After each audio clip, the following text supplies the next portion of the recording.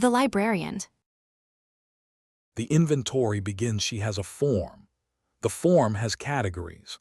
I have conducted institutional inventory assessments for the Hegemony Cultural Preservation Division on 11 previous post-conflict assignments across 6 species. The work is not complicated. I arrive in a reconstruction zone. I catalog the surviving cultural institutions, libraries, museums, performance venues, archives, religious sites, educational centers. I assess the damage to each. I categorize each institution by type, by cultural significance, by reconstruction priority. I file a report that recommends a resource allocation framework for cultural reconstruction, and the Hegemony Reconstruction Authority uses this report, along with reports from infrastructure, medical, educational, and agricultural divisions, to determine where resources go. In 11 previous assignments, the pattern has been consistent. In the aftermath of conflict, cultural institutions are rebuilt last. This is logical. Hospitals are rebuilt first. People are injured and sick. Water treatment and power infrastructure are rebuilt second. People need clean water and heat. Schools are rebuilt third. Children need to resume education. Agricultural systems are stabilized fourth. Cultural institutions, libraries, museums, galleries, are rebuilt when everything else is functioning. Sometimes this takes years. Sometimes cultural institutions are not rebuilt at all, and the cultures they contained are recorded in my reports as documented but unrecoverable. I do not find this distressing. It is the predictable consequence of resource scarcity in post-conflict environments. Survival needs take priority. Culture is important but not urgent. This is what I believed when I arrived in Mirova. Mirova was a small city in Reconstruction Zone 12. Population approximately 42,000 before the conflict. Approximately 28,000 at the time of my assessment. Standard destruction profile. Significant structural damage to the city center. Partial destruction of residential districts in the northern and eastern quadrants. Infrastructure damage consistent with orbital bombardment followed by ground engagement. The briefing file included preliminary damage assessments from the Infrastructure Division. I reviewed these on the transport. Medical facilities. 1 hospital severely damaged, currently operating from temporary structures, prefabricated medical units provided by the Reconstruction Authority. Status. Permanent hospital reconstruction approved, estimated completion 14 months. I noted this. Standard. The next entry, public library status. Reconstructed, operational. I read the entry again. I checked the date of the infrastructure assessment. It had been conducted 3 months prior. The library had been listed as fully reconstructed and operational at that time, which meant the reconstruction had been completed even earlier. The hospital was still in temporary structures. The library was rebuilt and open. I made a note on my assessment form. Anomalous reconstruction priority. Investigate. The Mirova Public Library was located on the main street of the city center, directly across from the temporary medical facility. I stood between them for a moment after stepping off the transport. To my left, the hospital. 3 prefabricated medical units arranged in a U-shape around a paved courtyard. Functional. Clean. Clearly temporary. The units had the standard Reconstruction Authority markings, and the courtyard was gravel over what had been a parking area. Patients moved between the units. Medical staff in human scrubs entered and exited. The permanent hospital site was visible 2 blocks north, a construction framework partially erected, surrounded by equipment. To my right, the library. It was not a large building. 2 stories, constructed of a pale local stone that I later learned had been salvaged from the ruins of the original structure. The roof was new, dark metal, properly sealed. The windows were new. The front entrance had been rebuilt with the original wooden doors, which showed signs of careful repair. The wood had been damaged, sanded, treated, and refinished. Above the entrance, carved into a new stone lintel, was the building's name in the local human script, Mirova Public Library, founded 1923. Below this, a smaller inscription that had been added recently, rebuilt 2089. The library had been destroyed and rebuilt in less than 2 years. The hospital was still 14 months from completion. I entered the library. The interior was cool, well-lit, and organized with a precision that I recognized immediately as professional. This was not amateur reconstruction. Someone who understood libraries had rebuilt this one. The main floor held the circulation desk, a reading area with tables and chairs, mismatched but clean, and the beginning of the general collection. The shelving was new, constructed of a light-colored wood that smelled faintly of sealant. The shelves were approximately 70% full. The books on them were a mix, some new, some clearly salvaged. The salvaged volumes showed signs of repair, new spines, reinforced covers, pages that had been cleaned and pressed. I began the standard inventory. Category: Public Library. Type: General Collection, Open Access. Size: approximately 12,000 volumes on the main floor, with what appeared to be additional collections on the second floor. Condition: excellent. Reconstruction status: complete. I noted the condition rating with some surprise. In 11 previous assignments, I had never rated a cultural institution's condition as excellent during an active reconstruction period. Most cultural institutions in active reconstruction zones were damaged, partially functional, or operating from temporary facilities like the hospital across the street. I continued the inventory. I climbed to the second floor. More shelving. A children's section in the east wing, brightly decorated with small chairs and a reading carpet.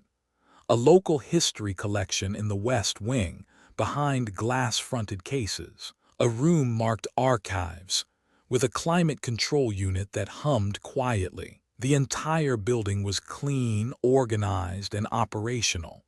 It was, by the standards of my assessment form, a functioning cultural institution in excellent condition. I returned to the main floor. A woman was working at the circulation desk, dark hair pulled back, glasses, approximately 50 years old by human reckoning. She looked up when I approached. I introduced myself and my role. I said I was conducting a standard cultural institution inventory for the Hegemony Cultural Preservation Division. She said her name was Elena Vasquez. She was the head librarian. She said she had been expecting someone eventually. I asked if she could answer some questions about the library's reconstruction. She said, of course. Would I like to sit down? I said I preferred to stand for the initial assessment. She said, suit yourself, but the chairs are comfortable. We rebuilt those too. My assessment form included a section titled Reconstruction Priority Rationale. This section asked the inventory officer to document the reason a given institution had been assigned its reconstruction priority relative to other institutions in the area. The standard responses were strategic importance, population demand, resource availability, administrative directive, or other specify. I asked Elena Vasquez. The library had been rebuilt before the hospital. Could she explain the reconstruction priority?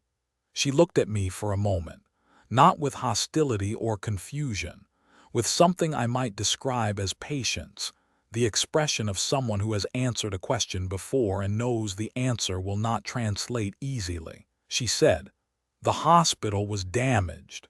People were hurt. The medical teams came in, your medical teams, the reconstruction authority, and they set up the temporary units within weeks.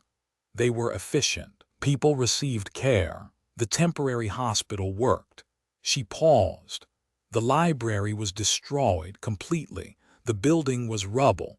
The collection most of it was gone, burned, buried, water damaged, and no one was coming to set up a temporary library. There is no such thing as a temporary library. I noted this. I asked, but surely the hospital reconstruction should have taken priority for permanent structures. The temporary medical units were functional but limited. She said people were sick, but they were also forgetting who they were. I wrote this down on my form in the other specify field exactly as she said it. I did not know what to do with it. It was not a strategic rationale. It was not a resource allocation argument. It did not fit the form. I moved to the next section of the inventory, but I did not stop thinking about what she had said. I completed the initial assessment of the main floor that afternoon. The inventory was straightforward. I documented the collection size, the shelving condition, the cataloging system, the building's structural integrity, the climate control, the accessibility features. Everything was in order. Everything was, as I had noted, in excellent condition. On my way out, I passed the temporary hospital again. A child was sitting on a bench in the courtyard with a bandaged arm, reading a book. The book had a library sticker on its spine. I added a note to my assessment form that I did not know how to categorize. Library patron observed using library materials at adjacent medical facility. Cross-institutional usage pattern. This was not a category that existed on the form. I created it myself. I did not know why. The collection. She catalogs what survived. She catalogs what was saved. On the second day, Elena Vasquez offered to show me the full facility. I accepted. This was standard practice. The inventory officer should see all areas of the institution. She led me through the main collection, which I had already documented, and then through a door marked Staff Only into the back of the building. There was a workroom here that I had not seen during the initial assessment. The room contained 6 tables, each with a set of tools: brushes, adhesives, clamps, cutting mats, bone folders, thread, needles, sheets of archival paper.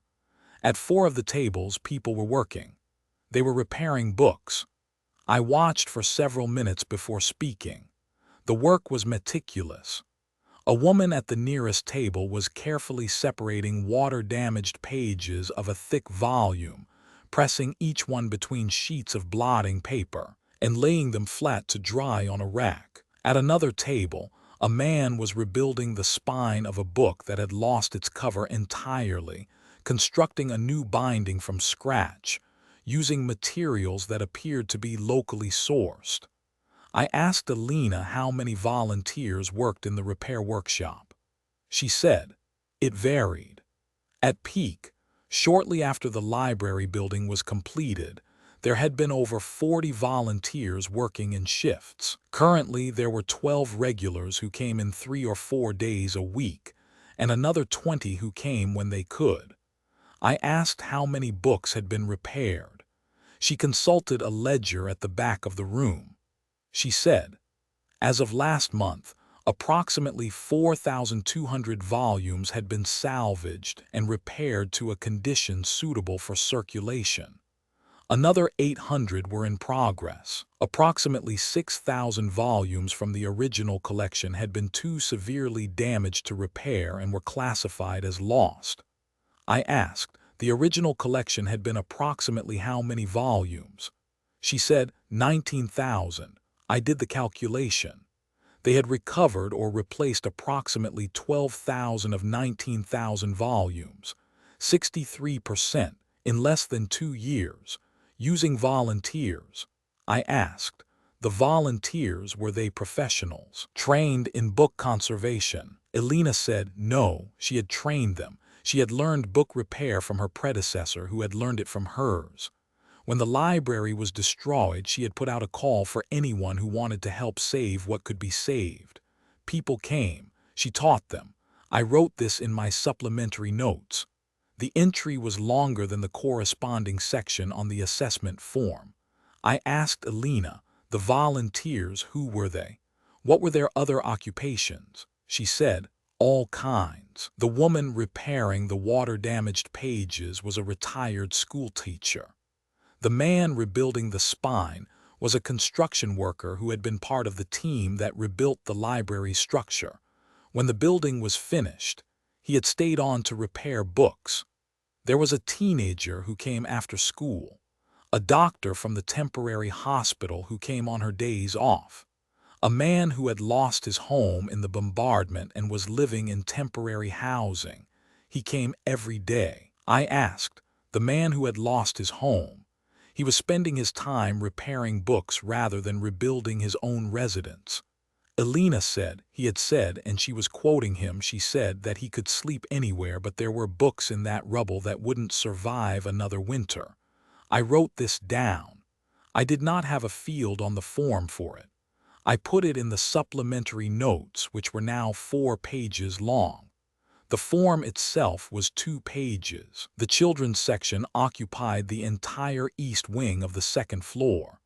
I returned to it on the afternoon of the second day to complete the detailed inventory. Alina accompanied me. She said, this section had been the first priority after the building structure was completed, before the general collection, before the archives, before the reference section. The children's section had been rebuilt, furnished, and stocked within the first month of the library's reopening. I asked why. She said, because the children had nowhere to go. I asked her to elaborate. She said, in the immediate aftermath of the conflict, while the temporary medical units were being established and the initial reconstruction was beginning, the children of Morova had very little to do. School had not yet resumed. Many homes were damaged or destroyed. Parents were occupied with survival logistics, securing food, water, shelter, medical care. The children were present but unoccupied. Some were frightened. Some were grieving. All of them were displaced from their normal lives. The library, Alina said, gave them a place. Not a school. School came later. Not a shelter. Shelters were already established. A place where they could sit and read or be read to, or simply be in a room that was organized and quiet and filled with things that existed before the war and would exist after it. I observed the section. It was well designed for its purpose. Low shelves accessible to small hands, comfortable seating in bright colors, a reading carpet with cushions, a section of picture books near the entrance for the youngest readers. The walls had been painted with images from human children's stories. I recognized some from the cultural briefing materials. A tree with a face, a small figure in a red garment, a striped animal in a tall hat. As I was completing the inventory, several children entered the section. School had apparently ended for the day. They came in groups of 2 and 3, dropped bags by the door, and dispersed to their preferred areas with the ease of long habit. One girl went directly to a specific shelf, pulled a book, and settled into a beanbag chair. A boy approached Alina and asked if the book he had requested had arrived yet. Alina said, yes, it came yesterday. She produced it from behind the desk. The boy took it with an expression that I can only describe as reverence. I noted, children's section usage, high, habitual, self-directed. Patron behavior suggests deep familiarity with the collection and the space. On the morning of the 3rd day, I noticed something I had not documented during the initial inventory. Near the entrance to the library at eye level, there was a single shelf that was empty. Not empty in the sense of unfinished. The shelf was clearly intentional. It was made of the same wood as the other shelving, finished to the same standard. A small brass plate was affixed to the front edge. It read, "For what we could not save." Below the shelf on the wall was a framed document. I stepped closer. It was a list, handwritten titles of books. The list was long, it continued onto a second page, a third, a fourth. The pages were covered in small, careful handwriting in multiple hands. Different inks, different styles, but all legible, all precise. I counted the entries on the first page, 47 titles. I estimated the total across all visible pages, approximately 300 titles per page across what appeared to be 20 pages. 6,000 titles, written by hand. I asked Alina about the shelf. She said, the volunteers had made the list. As they went through the salvage, sorting through the rubble, the water-damaged storage areas, the burned sections of the original building, they had kept two lists, one for the books that could be saved, one for the books that could not. The books that could be saved went to the repair workshop. The books that could not were recorded on the list. Title, author, and when the volunteer remembered or could determine it, a brief note about the book. Children's picture book, well loved. Local history signed by the author. Novel, pages too badly burned. Poetry collection, water damage, text unrecoverable.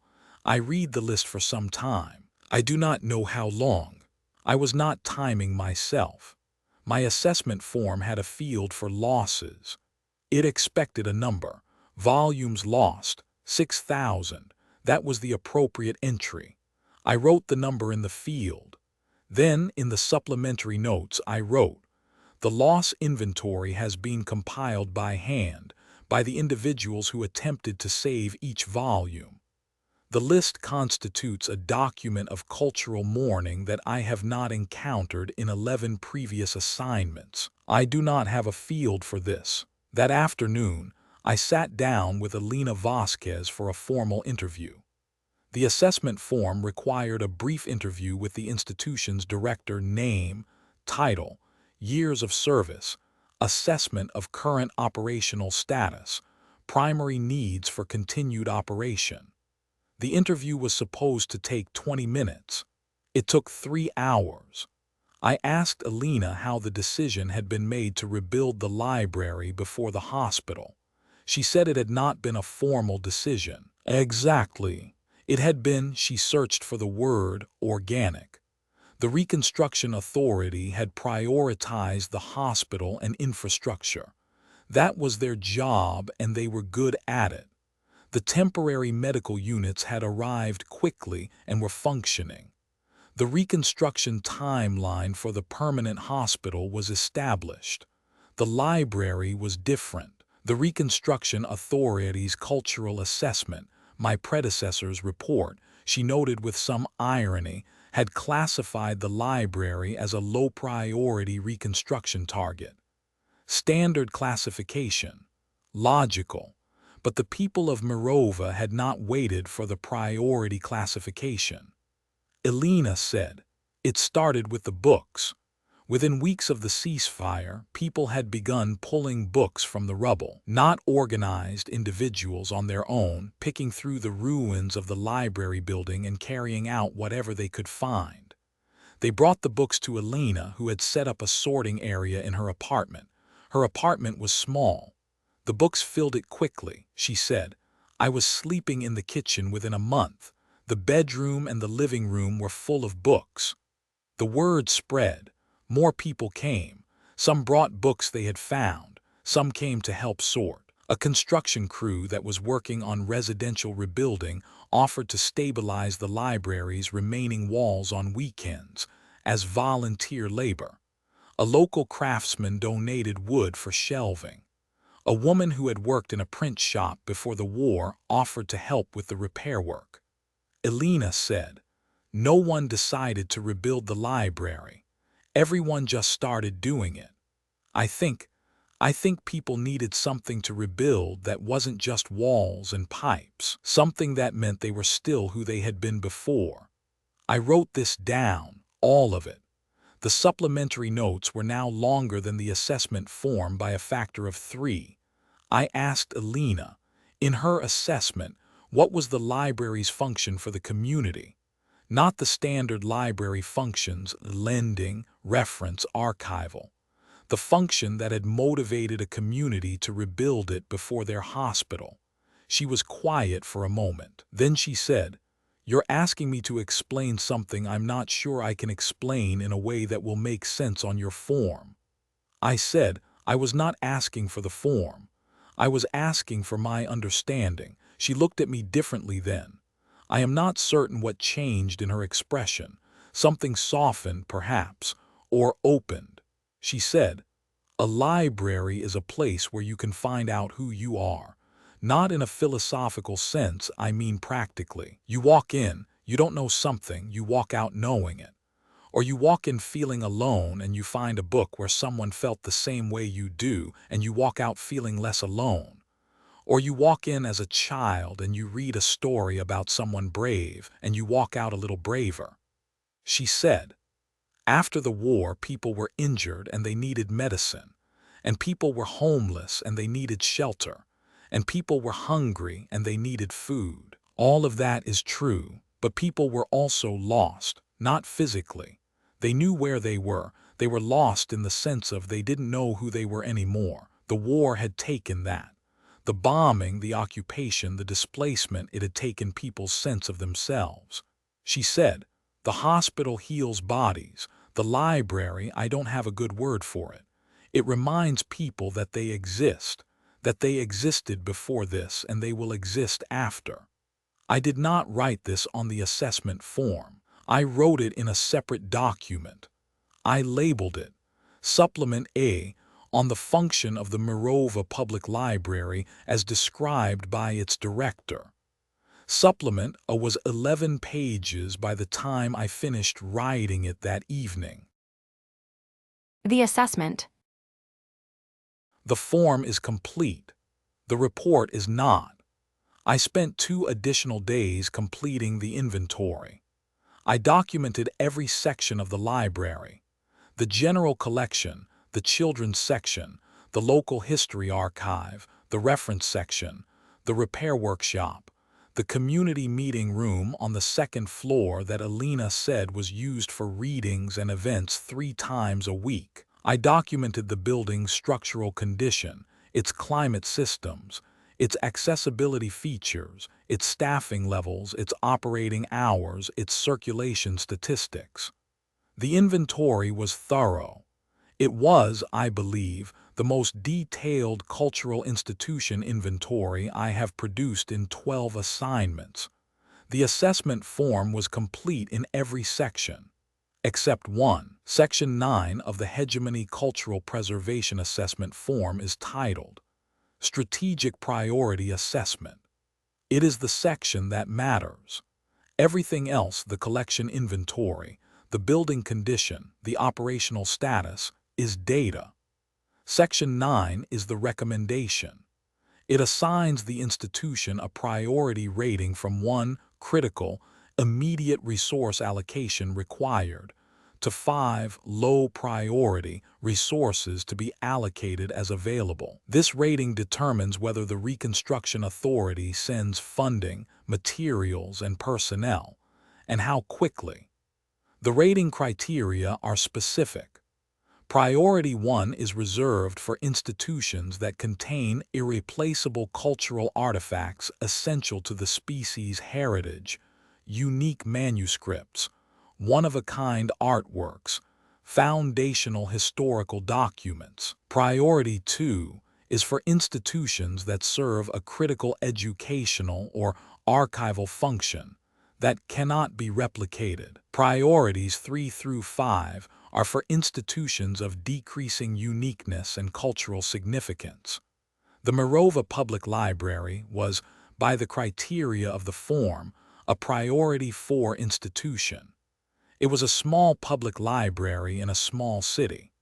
Its collection, while locally significant, contained no unique materials of species-level cultural importance. Its archival holdings were local in scope. Its educational function was supplementary to the formal school system. By every metric on the form, it was a standard public library of modest regional significance. Priority 4.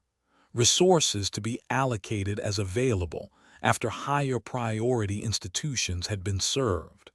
I could not write the number. I sat in my temporary quarters and stared at Section 9 for a long time. The form was correct. The criteria were clear. The library was a Priority 4 institution by every measurable standard. My 11 previous assessments had never presented this difficulty. The criteria were designed to be objective, and I had always found them adequate. They were not adequate here. Not because the criteria were wrong, but because they measured the wrong things. They measured the collection's uniqueness, the archive's irreplaceability, the institution's educational function. They did not measure what I had observed in Morova. They did not measure a community that had rebuilt its library before its hospital. They did not measure 40 volunteers repairing books by hand. They did not measure a construction worker who finished building the walls and then stayed to learn bookbinding. They did not measure a man who slept in temporary housing so he could spend his days saving books from the winter. They did not measure children who came to the library every afternoon because it was the first place that felt like the world before the war. They did not measure what Elena Vasquez had described, a building that reminds people they exist. I left Section 9 blank. I opened a new document. I titled it, Supplement to Institutional Inventory Assessment, Morova Public Library, on the question of strategic priority. I began writing. The supplement was supposed to be a brief explanatory note, a paragraph or two to accompany the blank Section 9, explaining my reasoning for omitting the priority rating and requesting guidance from the division. It did not stay brief. I wrote about the reconstruction effort, how a community with damaged homes and a temporary hospital had organized, without direction, to rebuild a library. I wrote about the volunteers, the school teacher, the construction worker, the teenager, the doctor, the homeless man. I wrote about the repair workshop, the 4,200 books salvaged and restored, the 800 still in progress. I wrote about the memorial shelf and its 6,000 handwritten entries. I wrote about the children's section, rebuilt first. I wrote about the boy who received his requested book with an expression I had called reverence. I wrote about the girl who went to a specific shelf without hesitation and pulled a specific book and sat in a specific chair, and how this small habitual act was evidence of a relationship between a person and an institution that my assessment form had no vocabulary for. I wrote about Elena Vasquez. I wrote about what she had said, that the library reminded people they existed. I wrote about how I had spent 3 hours in an interview that was supposed to take 20 minutes, and how every answer she gave me made the assessment form seem smaller. I wrote about the child sitting outside the temporary hospital reading a library book, and how I had created a new category for this, cross-institutional usage, and how the creation of that category was itself evidence that the form was insufficient because a functioning assessment framework should not require the inventory officer to invent new categories in the field. The supplement grew. 10 pages, 20, 40. I wrote for 3 days. On the 4th day of writing, I read the supplement from the beginning. It was 62 pages long. It was the most detailed supplementary document I had ever produced. It was well organized, clearly written, and thoroughly documented with specific observations, interview excerpts, and data points. It did not answer the question. The question was, what is the strategic priority of the Morova Public Library? And after 62 pages, I did not have an answer that fit the form. I had an answer, but it was not the kind of answer the form accepted. The form wanted a number between 1 and 5. What I had was a 62-page attempt to explain why a number between 1 and 5 was the wrong kind of answer. I considered briefly, simply assigning the priority 4 rating that the criteria indicated and submitting the form without the supplement. This would have been the professionally correct action. The criteria were clear. My personal response to the library was not relevant to the assessment. I could not do it, not because I disagreed with the criteria exactly. The criteria measured what they were designed to measure, and by those measurements the library was priority 4. The problem was that the criteria were designed for institutions that served a function that could be categorized: educational, archival, heritage preservation, cultural continuity. The Mirova Public Library served all of these functions. It also served a function that had no name in my professional vocabulary. I wrote one final paragraph in the supplement. I have conducted 12 institutional inventory assessments for the Hegemony Cultural Preservation Division.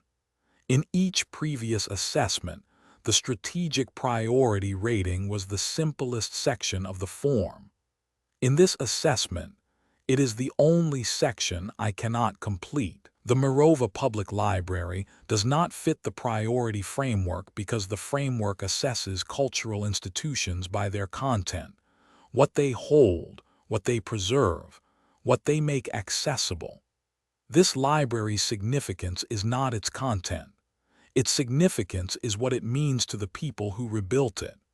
I do not have a category for what this building is. I submitted the report with Section 9 blank and the 62-page supplement attached. The morning I left Mirova, I stopped at the library. I did not have a professional reason for the visit. The inventory was complete.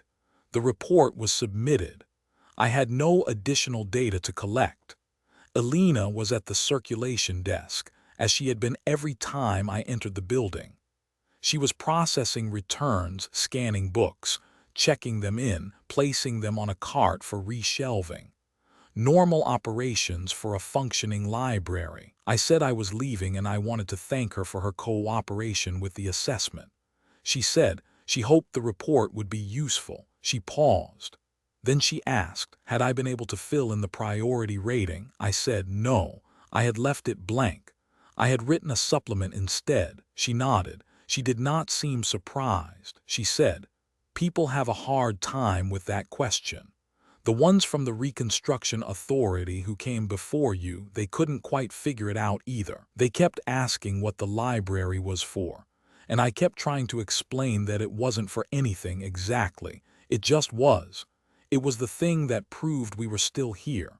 I said, I had written 62 pages and I was not certain I had explained it any better. She smiled. She said, 62 pages is a good start. I left the library. I walked to the transport. I passed the temporary hospital. A new shift of medical staff was arriving. The construction framework of the permanent hospital was a little further along than when I had arrived. Another floor of structural steel in place. Across the street, the library was open. Through the windows, I could see the lights on inside, and the shelves, and people moving between them. My assessment form has a final field. It is labeled, Inventory Officer's Summary Assessment 1 sentence. In 11 previous assessments, I had always filled this field with a standard professional summary: institution assessed, priority rating assigned, see report for details. For the Mirova Public Library, I wrote, I do not have a category for what this building is. I recommend we make one.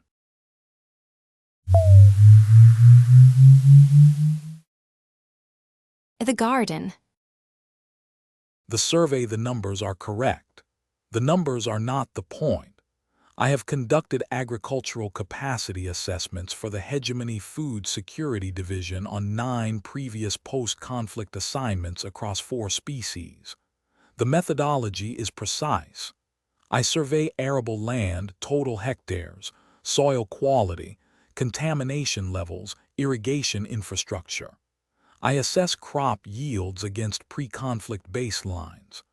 I evaluate distribution networks, storage, transport, market access. I calculate food security indices, calories per capita per day, nutritional diversity scores, supply chain resilience ratings. I compile these into a report that the Reconstruction Authority uses to determine agricultural resource allocation, seed stock, equipment, irrigation repair, fertilizer distribution.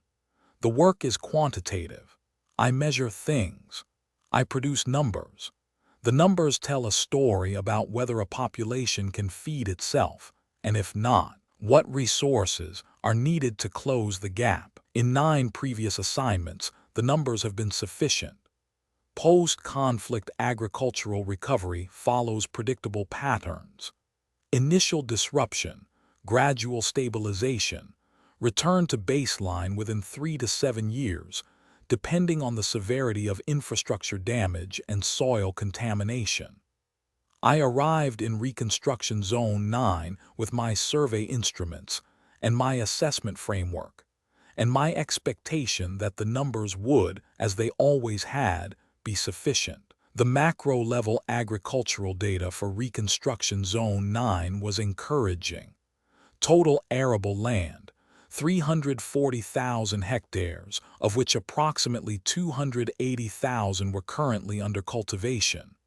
Pre-conflict baseline, 330,000 hectares under cultivation. Recovery rate, 85%. Projected full recovery, 18 months. Crop yields, averaging 72% of pre-conflict levels across major staple crops, consistent with the expected recovery curve for this stage of reconstruction. Wheat, maize, and root vegetables were performing well. Fruit orchards and vineyards, which required longer growth cycles, were lagging but within projected parameters. Distribution infrastructure, 3 of 4 regional processing facilities operational. Road network at 90% capacity. Cold storage at 65%. This was the primary bottleneck, and I flagged it for priority resource allocation. Food Security Index, 2,340 calories per capita per day, exceeding the minimum threshold of 2,100. Nutritional diversity, adequate, with minor deficiencies in fresh produce that would resolve as orchard recovery progressed. I compiled these numbers in the first 3 days. They told a clear story. Reconstruction Zone 9 was feeding itself. The agricultural system was recovering on schedule. The gaps were identifiable and addressable. This was, by the standards of my 9 previous assignments, a straightforward assessment. On the 4th day, I began the ground-level survey, the field visits that confirmed the macro data with direct observation. This is when I encountered the first anomaly. The settlement of Terek was a mid-sized town in the central agricultural belt of Zone 9.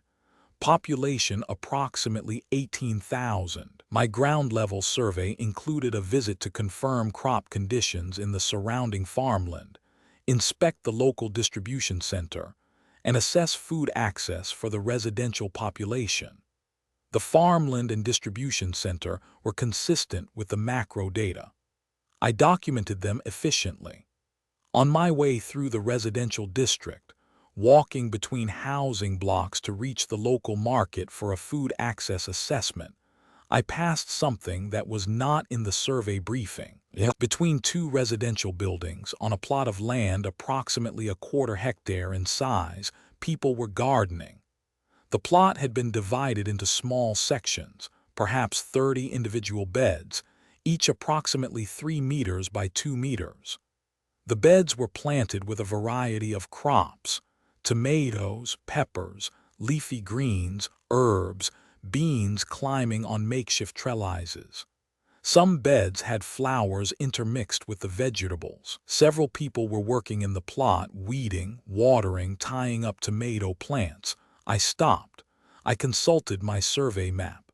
The plot was not marked as agricultural land. It was classified as residential common space, an area between housing blocks designated for communal use. I assessed the garden with my standard agricultural metrics. Area, a quarter hectare. Estimated annual yield, approximately 800 kilograms of mixed produce, assuming 2 growing seasons and reasonable care. Yield per hectare, approximately 3,200 kilograms. For comparison, the industrial farmland surrounding Terek was producing an average of 6,800 kilograms per hectare for staple crops, and this was considered below the pre-conflict baseline. The community garden was producing less than half the yield of underperforming industrial farmland, on soil that had not been optimized for agriculture, using manual labor rather than mechanized equipment. By every agricultural efficiency metric I had, this garden was a waste of resources. The land could have been left as common space. The labor could have been directed to the surrounding farms, which were short-staffed. The water, I noted a hand-pump irrigation system that someone had built, could have been allocated to higher yield applications. I flagged the garden in my survey notes: non-standard food production site, low efficiency, investigate allocation rationale. I approached the gardeners. A woman in her 40s was working in one of the beds, pulling weeds from around a row of pepper plants. I introduced myself and my role. She said her name was Dara Khaleh. She said, "Was I here about the garden?" I said I was conducting an agricultural survey and I had some questions about the food production on this site. She looked at me. Then she looked at the garden. Then she looked back at me. She had an expression I could not immediately classify. She said, "Food production." I said, "Yes." I was assessing food production capacity across the zone, and I wanted to understand how this garden fit into the local food supply. She said, "It doesn't really." I asked what she meant. She said, "The garden produced some food, yes. People took home tomatoes and peppers and herbs, but the total output was," she gestured, "small. The market 3 blocks away had more produce than the garden could grow in a year. The food from the garden was not feeding anyone who would otherwise go hungry." I asked, "Then what was the purpose of the garden?" She wiped her hands on her trousers. She said, "It's a garden." I waited for her to elaborate. She did not. She seemed to feel the statement was complete. I noted, site operator unable to articulate agricultural purpose. Possible recreational use of agricultural land. Flag for efficiency review. I did not understand at that time that she had given me a complete answer. I had simply not known how to hear it. The gardeners. She interviews the gardeners. None of them are growing food for survival. By the 6th day of the ground-level survey, I had documented 4 community gardens across 3 settlements. Each presented the same efficiency problem: low yield, high labor input, no meaningful contribution to the local food supply. I had flagged all of them for efficiency review and continued with the standard survey. On the 6th day in the settlement of Vosk, I was walking through a residential area when I passed a small garden behind one of the housing units. It was not a community garden. It was a private plot, perhaps 50 square meters, attached to a single residence. The garden was extraordinary. Not in scale, it was small, but in care. Every plant was precisely tended. The vegetable rows were perfectly straight, the soil between them dark and loose. The plants healthy and well-watered. Tomatoes on stakes, tied with careful knots. Beans on a trellis that had been built with woodworking precision. Herbs, basil, rosemary, thyme in a border along the south-facing wall, arranged by height. And among the vegetables, flowers, marigolds between the tomato rows, a climbing rose on the garden fence, a patch of lavender by the entrance. An elderly man was working in the garden. He was kneeling at one of the vegetable beds, his hands in the soil, carefully thinning seedlings. He moved slowly but with evident practice. His hands knew this work. I introduced myself. I asked if I could ask him some questions about his garden for the agricultural survey. He said his name was Tomasz Bara. He said, of course. He did not stand up. He continued thinning the seedlings as we spoke. I asked, what was the garden's approximate annual yield? He considered this. He said, perhaps 200 kilograms of vegetables in a good year. Some herbs, some flowers, but those weren't food. I noted this. 200 kilograms from 50 square meters, 4,000 kilograms per hectare equivalent. Higher than the community gardens but still below industrial farming yields. And this was a private garden supporting a single household. I asked, did the garden's output represent a significant portion of his food supply? He said, no. He bought most of his food at the market like everyone else. I asked, what happened to the garden's produce? He said he gave it away. The tomatoes went to the neighbor. The beans went to the family across the street. The herbs went to anyone who wanted them. The woman at the end of the block made a soup from his vegetables every week and brought him a bowl of it, which he said was the best arrangement because she was a better cook than he was. I noted, private garden, yield distributed to community rather than consumed by operator. Non-commercial, non-subsistence distribution pattern. I asked, why did he maintain the garden if not for his own food supply? He stopped thinning the seedlings. He looked at his hands. He said, this was my wife's garden. He said, his wife, Katya, had started the garden the year they moved into this house, 32 years ago. She had planted the first tomatoes, the first herbs. The rose on the fence was a cutting from her mother's garden. The lavender was from seed she had ordered from a catalog. She had tended this garden every year for 30 years. She had died during the conflict. Not from the bombardment directly, from an illness in the temporary shelter when the medical facilities were overwhelmed. She had been 67. After the ceasefire, when Thomas returned to their house, which had survived, mostly intact, though the windows were gone and the roof had a hole, the garden was dead. Everything was dead. The winter and the neglect and the disruption had killed every plant. He had replanted it, all of it. From memory, from seed he found or traded for, from cuttings he asked the neighbors to save if they had them. The rose had survived as a root. He had pruned it back and it had grown again. The lavender he had started from new seed. He said, she would be angry if she could see the beans. I never could get the beans right. She had a way with beans.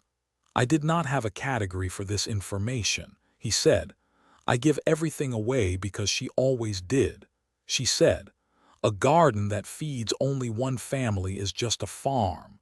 A garden that feeds the street is a garden. I wrote this down in my survey notes, in a section I had begun labeling non-production gardens. The section was now longer than my notes on the Tarek community garden. I asked one more question. Did he consider the garden to be an efficient use of his time and land? He looked at me. He was not offended. He seemed to be considering the question genuinely. He said, I don't think efficiency is what a garden is for. He went back to thinning his seedlings. I thanked him and left. On the 8th day in the settlement of Bren, I visited a school as part of the food access component of the survey, specifically to assess the school meal program and its supply chain. The meal program was functioning. I documented it. On my way out of the school, I passed the rear courtyard and stopped. In one corner of the courtyard, in a plot of perhaps 20 square meters, children were gardening. They were young, 6, 7, 8 years old. They were planting seeds in prepared rows, watering them with small cans, and examining something growing at the back of the plot with visible excitement. The something was sunflowers. A row of them, approximately 20 plants in various stages of growth. The tallest was nearly 2 meters, taller than the children. Several were in full bloom, their broad yellow heads turned toward the afternoon light. I assessed the plot. 20 square meters. Crop, sunflowers with some smaller vegetables in the front rows, radishes, lettuce, a few strawberry plants. Estimated yield, negligible. The sunflowers would produce a small amount of seed, but not enough to register on any food production metric. The radishes and lettuce might feed a few children for a few meals. A teacher was supervising the garden. I asked her about it. She said, the garden was part of the science curriculum. The children planted seeds, observed growth, measured the plants weekly, recorded their observations in journals. It taught them about biology, about cycles, about patience. I asked, was the food production component significant to the school's nutrition program? She said, not really. The radishes went into the school salad sometimes. The strawberries were eaten straight off the plant, usually by the children who grew them. I asked, was there an agricultural education component? Were the children learning farming skills that would be applicable to the zone's food production needs? She said, no. They were learning to grow things. That was the skill. I watched the children for a few minutes. A girl was measuring a sunflower with a piece of string, marking the string with a pen, then stretching it against a ruler taped to the garden fence. She wrote a number in a small notebook. She looked satisfied. A boy was watering the radish bed with intense concentration, directing the stream from his watering can with the precision of someone who understood that these particular radishes were his responsibility. Another child was simply standing in front of the tallest sunflower, looking up at it. I wrote in the non-production garden section, school garden Bren, agricultural value, negligible, educational value, unquantifiable by current metrics, observed behavior, children demonstrating sustained attention, responsibility, and what I can only describe as wonder at biological processes. No food security relevance. The section was now 12 pages long. My actual food production survey notes were 8 pages.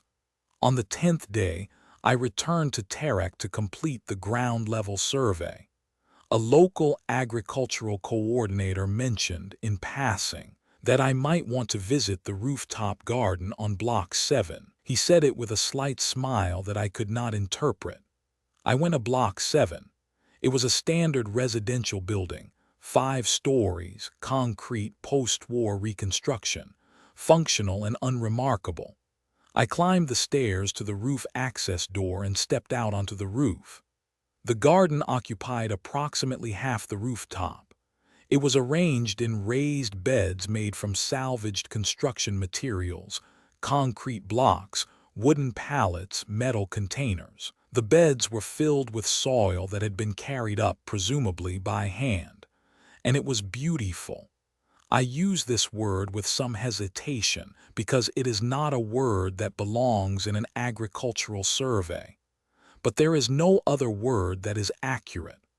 The garden was designed not for yield, not for efficiency, not for any metric I carried, but for beauty. Flowers dominated. Bright orange marigolds, purple and white petunias, red geraniums, trailing vines with small blue blossoms I could not identify. Among the flowers, herbs grew in clusters, rosemary, mint, sage, their scents mixing in the rooftop wind. In the larger beds, a few vegetable plants, tomatoes, peppers, a single zucchini plant sprawling over the edge of its container. A woman was working in the garden. She was in her 30s, wearing a sun hat and gloves, carefully deadheading a tray of petunias. She looked up when I came through the door. I introduced myself and asked about the garden. She said her name was Pel Anik. She said she had started the garden 8 months ago after the building's roof was repaired.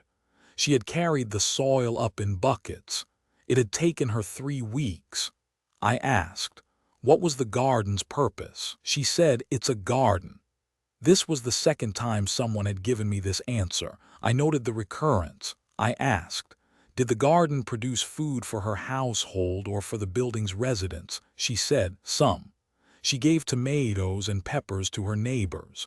The herbs were shared, but most of the garden was flowers. I asked, what was the purpose of the flowers? She looked at me. She said, have you looked at this neighborhood? I had. Block 7 was in the center of Tarek's reconstruction district. The surrounding buildings were functional but austere, concrete, metal, glass. The streets below were clean but colorless. The reconstruction had prioritized function. There was nothing wrong with the neighborhood. There was also nothing beautiful about it, she said. People live here. They look out their windows and they see concrete. They walk to work and they see concrete. They come home and they see concrete. I thought someone should grow something that is not concrete. She said, the people on the top floor, their windows face the garden. Mrs. Davik told me it's the first thing she sees in the morning when she opens her curtains. She said it makes her feel like things are going to be all right. I wrote this in the non-production garden section. I was aware, as I wrote, that this section had become something other than what I had intended. It had started as a flag for resource misallocation. It was becoming a catalog of something I did not have a name for. I spent an hour on the rooftop. This was significantly longer than the survey required. Pel Anik walked me through the garden, explaining what she had planted when it bloomed, which flowers attracted pollinators. She had noticed bees appearing on the rooftop. She said, within 2 weeks of the first flowers opening. She showed me a small section of the garden that she said belonged to the children from the building. Several of the raised beds had been designated for the building's younger residents, who planted whatever they wanted. The results were chaotic. Sunflowers next to carrots next to a single ambitious watermelon plant that was probably not going to produce fruit at this altitude. But the child who planted it was optimistic. She showed me a bench she had built from salvaged wood, positioned to face south, overlooking the garden and the rooftops of Tarek beyond. She said the elderly residents of the building used the bench. Mr. Pren from the 3rd floor came up every afternoon and sat for an hour. He didn't garden, he just sat. I asked, did Mr. Pren enjoy gardens? She said she didn't know. She had asked him once why he came. He had said, because it's quiet and things are growing. I sat on the bench for a few minutes before I left. The rooftop was quiet. The wind moved through the flowers. Below, the streets of Tarek went about their business. The sound of the town reached the rooftop as a murmur, distant, human, ongoing. I made one final note. Rooftop garden, block 7, Tarek. Agricultural classification, none. Food production, minimal. Resource use, personal labor and salvaged materials. Strategic purpose, blank. I left the blank intentionally. I had tried 3 different entries and deleted all of them. Over the next 4 days, I completed the ground-level survey across the remaining settlements of Zone 9. I documented farmland conditions, distribution infrastructure, market access, and food security indicators. The main survey was thorough and efficient. The agricultural picture was clear. Zone 9 was recovering well, with specific resource needs in cold storage and orchard rehabilitation. I also documented gardens. I could not stop documenting gardens. They were everywhere. In every settlement, in every residential district, in spaces that were not classified as agricultural land, behind houses, between buildings, in converted lots, on balconies, on windowsills. Some were organized community plots like the one in Tarek. Some were private gardens like Tamash Bara's. Some were small, a few pots on a doorstep, a window box with herbs. Some were ambitious, a vacant lot in the settlement of Durin that had been converted into a garden by 12 families working together, with a hand-painted sign that read Durin Community Garden, Everyone welcome. I documented 214 gardens in 14 days. I calculated the aggregate statistics. Total area under non-commercial garden cultivation in Zone 9, approximately 18 hectares. Total estimated yield, approximately 52,000 kilograms annually. This sounded significant until I compared it to the zone's industrial agricultural output, approximately 1.9 million metric tons annually. The gardens represented 0.003% of the zone's food production. They were, by every measure available to me, agriculturally irrelevant. I wrote this conclusion in the main report. Then I turned to the appendix, the section I had originally labeled non-production gardens, and continued writing. The appendix was now 37 pages. It contained descriptions of 214 gardens, interviews with 46 gardeners, yield calculations, resource assessments, and a growing collection of statements from human subjects that I could not fit into any agricultural framework. Tomasz Bara, I don't think efficiency is what a garden is for. Dara Khalif, it's a garden. Pel Anik, someone should grow something that is not concrete. A woman in Durin who grew only flowers. I grew up with a garden. During the war there was no garden. Now there is a garden again. That's all. A teenager in Bren who maintained a herb garden on his balcony. My mother used to cook with fresh basil. She can't get it at the market, so I grow it. A retired engineer in Vosk who had built an elaborate irrigation system for a community garden that could have been watered with a hose. The irrigation project gave me something to do. The garden gives me somewhere to do it. None of these people were growing food because they needed to. The markets were stocked. The food supply was adequate. They were growing things for reasons that my agricultural framework classified as non-production, a term I had coined for the appendix and which I was increasingly dissatisfied with, because it defined the gardens by what they were not rather than by what they were. The yield. She submits the report. The numbers are all there. The numbers are not the point. I wrote the final report in my temporary quarters over 2 days. The agricultural capacity assessment for Reconstruction Zone 9 was 41 pages. It covered all standard categories: arable land inventory, crop yield analysis, distribution infrastructure assessment, food security indices, resource gap identification, and reconstruction priority recommendations. It was thorough, data-driven, and actionable. The Reconstruction Authority would receive clear guidance on where to allocate agricultural resources. Food production capacity, adequate, trending positive. Specific gaps in cold storage and orchard rehabilitation, with recommended timelines and resource estimates for each. The report was, by the standards of my 9 previous assignments, excellent work. Attached to the report was Appendix C, Non-Production Gardens, a survey of non-commercial horticultural activity in Reconstruction Zone 9. Appendix C was 48 pages. I had struggled with the appendix. It did not belong in an agricultural capacity assessment, strictly speaking. The gardens it documented had no bearing on food security. They did not affect the zone's caloric output, nutritional diversity, or supply chain resilience. By every metric in the assessment framework, they were irrelevant. I could not leave them out. I wrote a brief introduction to the appendix explaining its inclusion.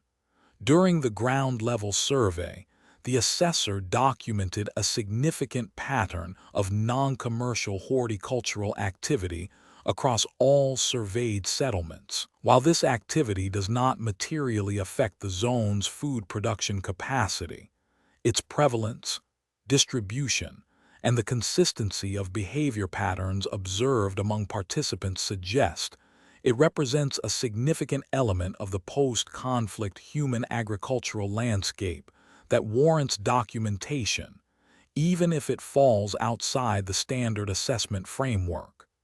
This was professionally defensible. It was also, I knew, inadequate. The appendix was not in the report because the gardens warranted documentation. The appendix was in the report because I could not stop writing about them. The appendix documented 214 gardens. For each, I had recorded location, size, crops or plants grown, estimated yield, operator identity and background, stated purpose, and my observational notes. The stated purpose field was the most difficult. The standard agricultural assessment framework recognizes 4 purposes for food production: commercial sale, subsistence consumption, strategic reserve, and institutional supply. None of the 214 gardens fit any of these categories. I had tried to create new categories. Recreational horticulture. But the gardens were not recreation in the way the framework understood recreation, as a leisure activity undertaken for personal enjoyment. The gardeners did enjoy their work, but enjoyment was not the purpose. Community food sharing, but the food was incidental to what was being shared. Educational, but only a few of the gardens had an explicit educational function. In the end, I had left the purpose field for most gardens with a description rather than a classification. The descriptions varied. Operator maintains garden established by deceased spouse. All produce distributed to neighbors. Community plot serving 12 families. Produce shared informally. Primary stated function, having a place to go. Rooftop garden predominantly ornamental. Operator states purpose is aesthetic improvement of residential environment. School garden, children grow sunflowers, radishes, strawberries. Purpose, observation of biological processes. Agricultural output, negligible. Balcony herb garden. Operator grows basil because his mother used it in cooking. Produce given to mother. Each description was specific to its garden. I could not generalize them. I could not reduce them to a category. The gardens were all different sizes, different crops, different operators, different stated purposes. And yet they were all the same thing. Humans growing things they did not need to grow in places that were not designed for growing, for reasons that were not agricultural. I ended the appendix with a summary. Total non-production gardens documented, 214. Total area, approximately 18 hectares. Total estimated annual yield, approximately 52,000 kilograms, representing 0.003% of Zone 9's agricultural output. Strategic significance to food security, none. Strategic significance, other.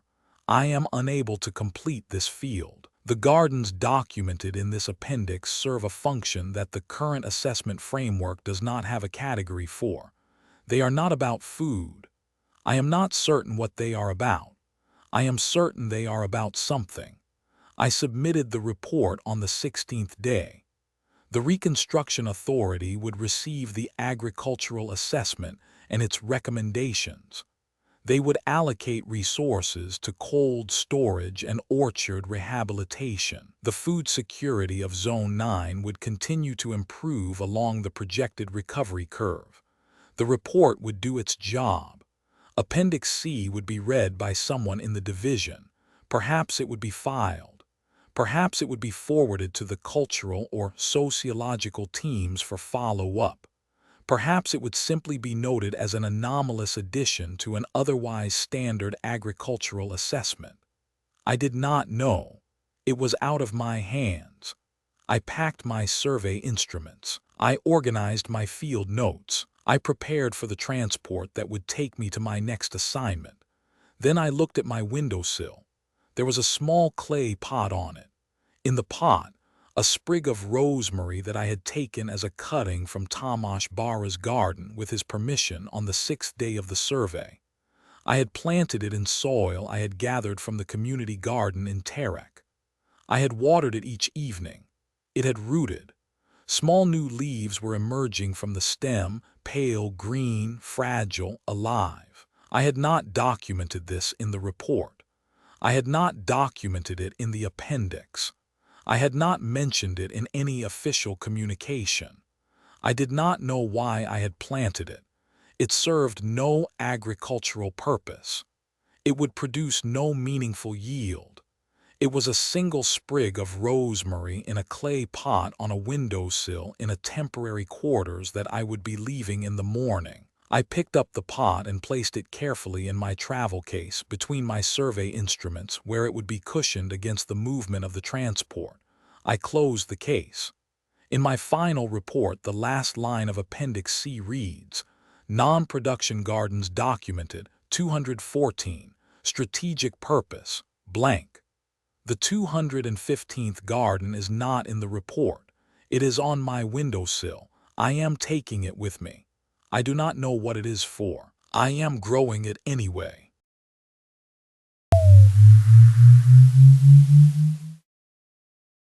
The photograph. The archive, every object tells the truth. These objects are lying. I have cataloged personal effects for the Hegemony Records Preservation Division on 6 previous post-conflict assignments across 3 species. The methodology is thorough. Personal effects recovered from conflict zones and evacuation sites are transported to regional processing facilities, where they are inventoried, classified, and indexed for the Central Archive. Each item receives a classification code based on a standardized taxonomy, material composition, functional category, cultural significance rating, and archival priority level. The taxonomy has 412 classification codes. In 6 previous assignments, they have been sufficient. The work is important. The Central Archive maintains records of all species within the hegemony's administrative scope. Personal effects provide material evidence of cultural practices, technological capacity, and social organization. They are data. My role is to ensure the data is accurately classified and preserved.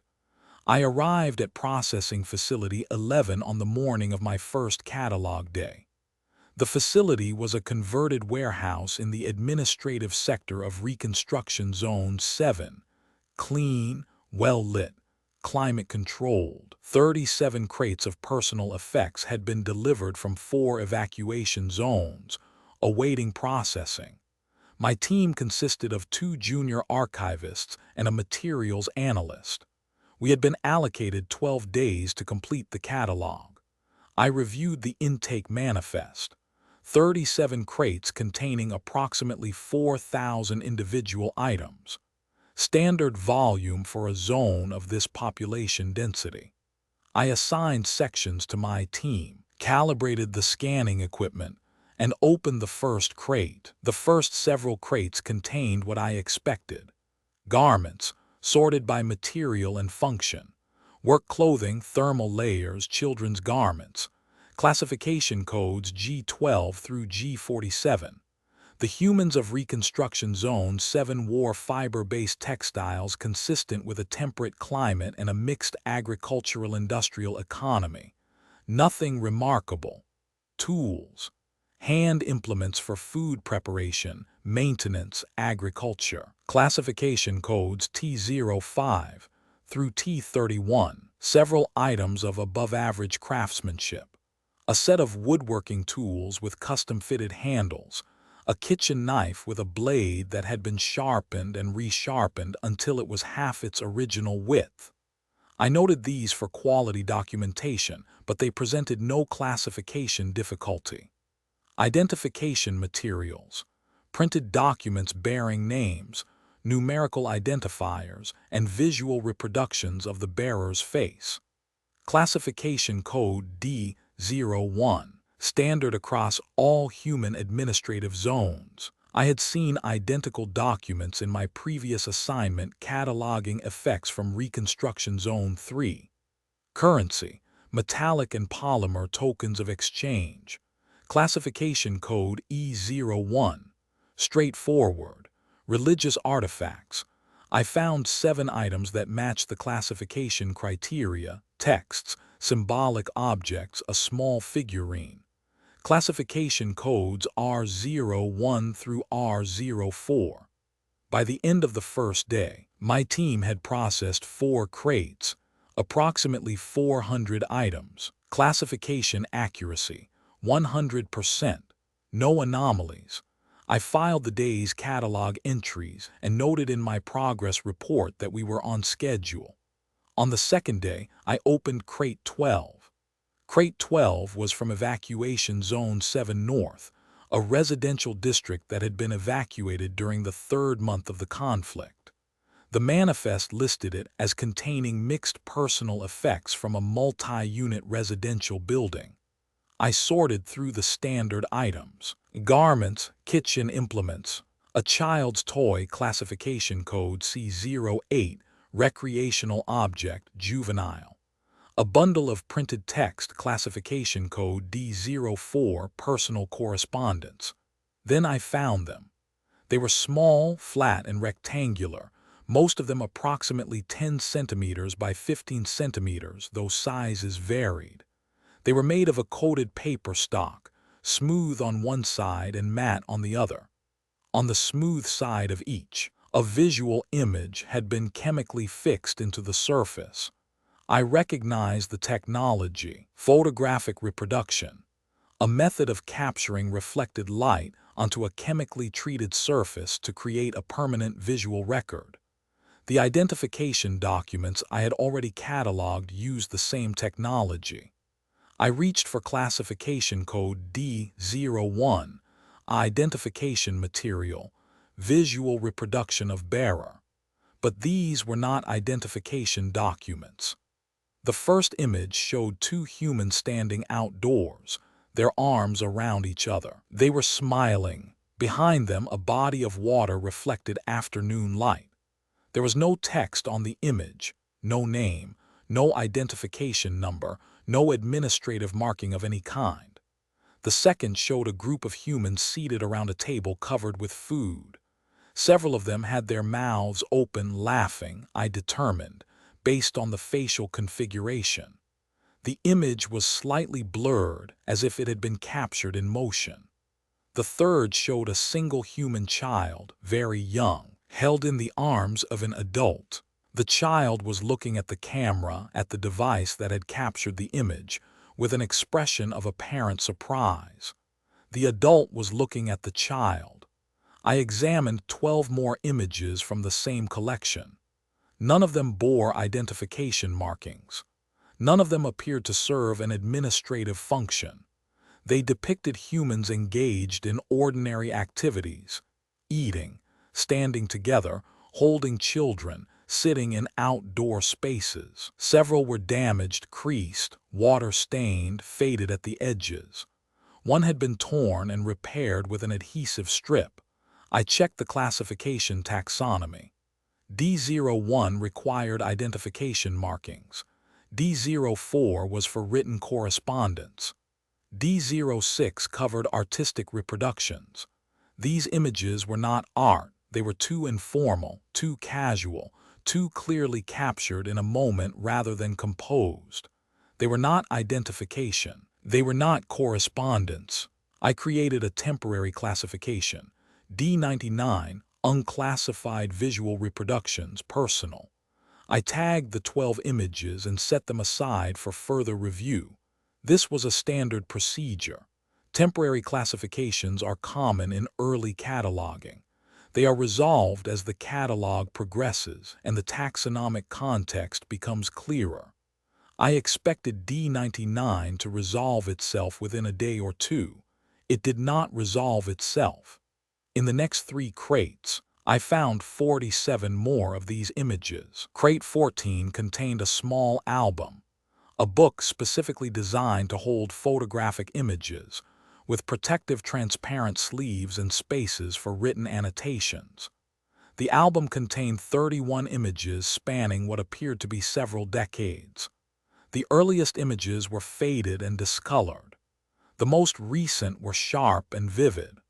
All depicted the same group of humans at various ages, growing, changing, aging across the pages. Crate 15 contained a single image in a rigid frame, a structure designed to hold the image upright on a flat surface.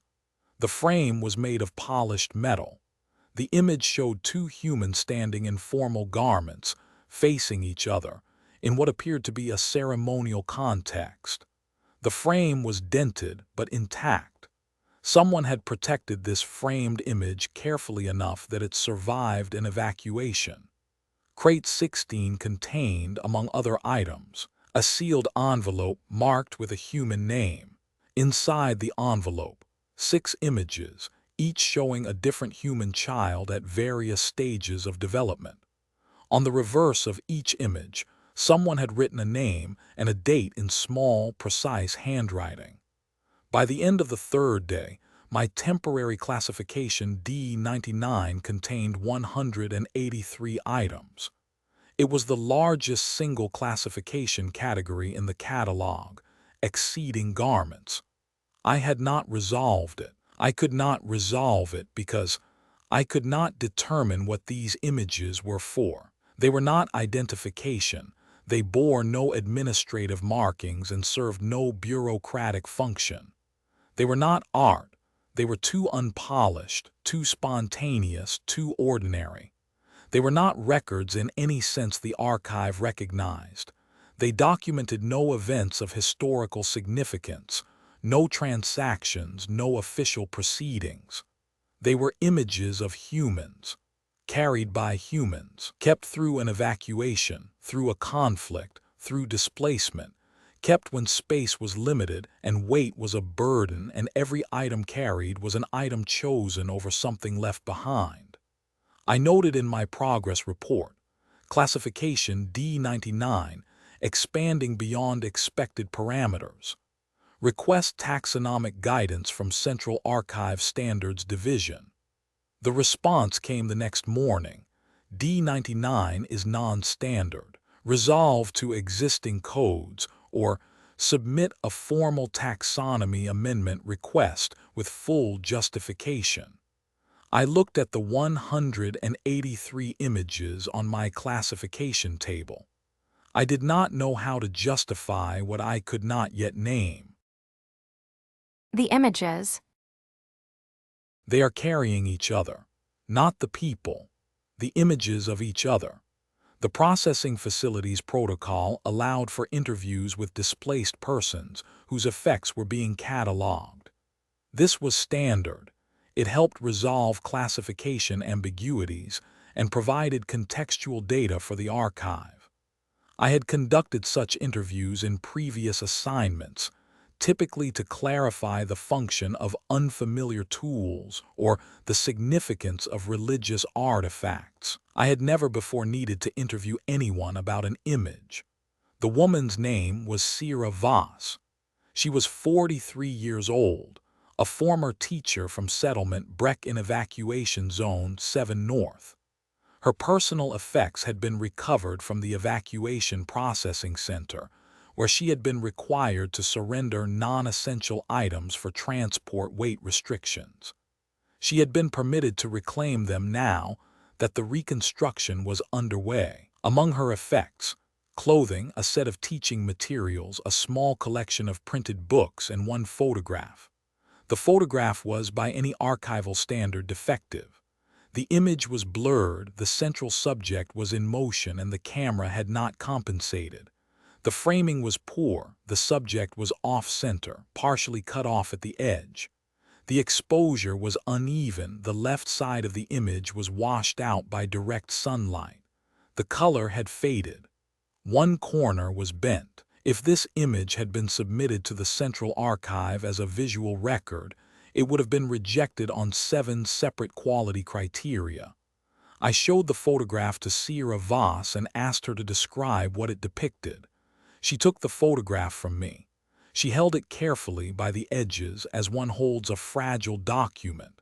She looked at it for a long moment before she spoke. She said, "That's my daughter. That's Lena." I looked at the image again. The blurred figure was a child, perhaps 8 or 9 years old, running across a green space. The child's hair was streaming behind her. Her arms were outstretched. Her face was a smear of motion and light. I asked, why was the image blurred? Sierra Voss said, because she was running. She said it as if this were obvious. She was always running. I could never get her to stand still for a photograph. I used to get frustrated. I'd tell her to stop just for a second. Just hold still. She never would. I asked, did she have other photographs of her daughter? Clearer ones, she said she had. They were in the house. The house was gone. I asked. This was the only surviving image of her daughter. She said, yes. This was the one she had been carrying in her coat pocket the day of the evacuation. She had grabbed it from the kitchen shelf on her way out. She had not planned to take it. She had not planned anything. She had taken what her hand found. I asked, had she considered that a clearer image might be more suitable for preservation? She looked at me. She was not angry. She seemed to be evaluating whether I had asked a serious question. She said, "This is the best photograph I have of Lena." I said the image was technically deficient. The subject was unidentifiable. The composition was, she said, "She's running. She's running in the garden in the summer before everything. Look at her arms, she's pretending to fly. She used to do that. She'd run with her arms out and she'd tell me she was flying." She paused. She said, "The sharp pictures, the ones where she stood still and smiled for the camera, those didn't look like her. She wasn't a standing still person. This is what she looked like. This is what she was like. Running." She said, "Lena is 12 now. She doesn't run like that anymore, but I have this. And when I look at it, she is always 8 and she is always running and she is always about to fly." I took the photograph back. I looked at it again. The blur, the outstretched arms, the sunlight washing out the left side of the frame. I had classified it as a defective image. The woman who carried it through an evacuation and a war and a displacement had classified it as her daughter flying. I wrote in my notes, Item D99-047, photographic reproduction, single subject, juvenile female, motion blur, technical quality, below archival minimum on 7 criteria. Owner classification, the best photograph I have. Archival classification, pending. Arne Kubek was 71 years old. He had been a soldier, not in the recent conflict with the hegemony, but in a previous human conflict decades earlier. He was a retired man living in settlement Dorath. When the evacuation order came, his personal effects were minimal. 1 change of clothing, a folding knife, a small metal flask, and 1 photograph. The photograph was old. The paper stock was a type that had not been manufactured in at least 20 years based on my materials analysis. The colors had shifted, the reds had faded toward pink, the blues toward gray. The surface was worn smooth in places from repeated handling. The image had been folded once long ago, and the crease ran across the center like a scar. It showed a group of humans, I counted 9, seated around a rectangular table. The table was covered with food, plates, bowls, glasses, serving dishes. The humans were in casual dress. Several had their mouths open. They were laughing. I asked Arne Kubek to describe the image. He took it from me with a gentleness that I found disproportionate to the object's material value. He held it at a distance. His eyesight, I noted, was diminished, and he smiled. He said, "That's a Sunday dinner. At my mother's house. That must have been 30 years ago, maybe more." He began pointing at the figures in the image. He named each one, his mother, Bella, his father, Harold, who had died the winter after the photograph was taken. His brother Tom and Tom's wife, Dina, his sister Fen, his sister's daughter who was 6 in the photograph and was now a doctor in another zone, himself, younger, thinner, with hair, and 2 others, friends of the family. He said their names. He said they had died in the previous war, the one he had fought in. He said their names again as if saying them twice was important. I asked, what were they laughing about? He said. His father had told a joke. He said he could not remember the joke. He said his father had been a terrible joke teller. He would always laugh at his own jokes before he finished them, and the laughter was funnier than the joke. He said, that's what they are laughing at, not the joke. Him laughing at the joke. I asked, did he carry this photograph for identification purposes, for official records? He looked at me. He said, I carry it because everyone at that table loved each other and half of them are dead, and this is the only place they are all still together. I wrote this in my notes. I wrote it precisely as he said it. I did not know what classification code applied. He said more. He said, the photograph had been in his breast pocket for 40 years. Through one war, through a career, through a marriage and a divorce and a retirement and another war. It had been in his pocket when he was shot. He showed me the scar on his left shoulder, and then he showed me the photograph again and pointed to a small dark stain in the upper right corner. He said, that's my blood, from the field hospital. I wouldn't let them take it out of my pocket, so it got stained. He said, every person in the photograph was important to him, but the photograph itself, the object, was more than the sum of the people in it. He struggled to explain this, and I struggled to understand it. He said, it's not just that I remember them. I can remember them without the picture.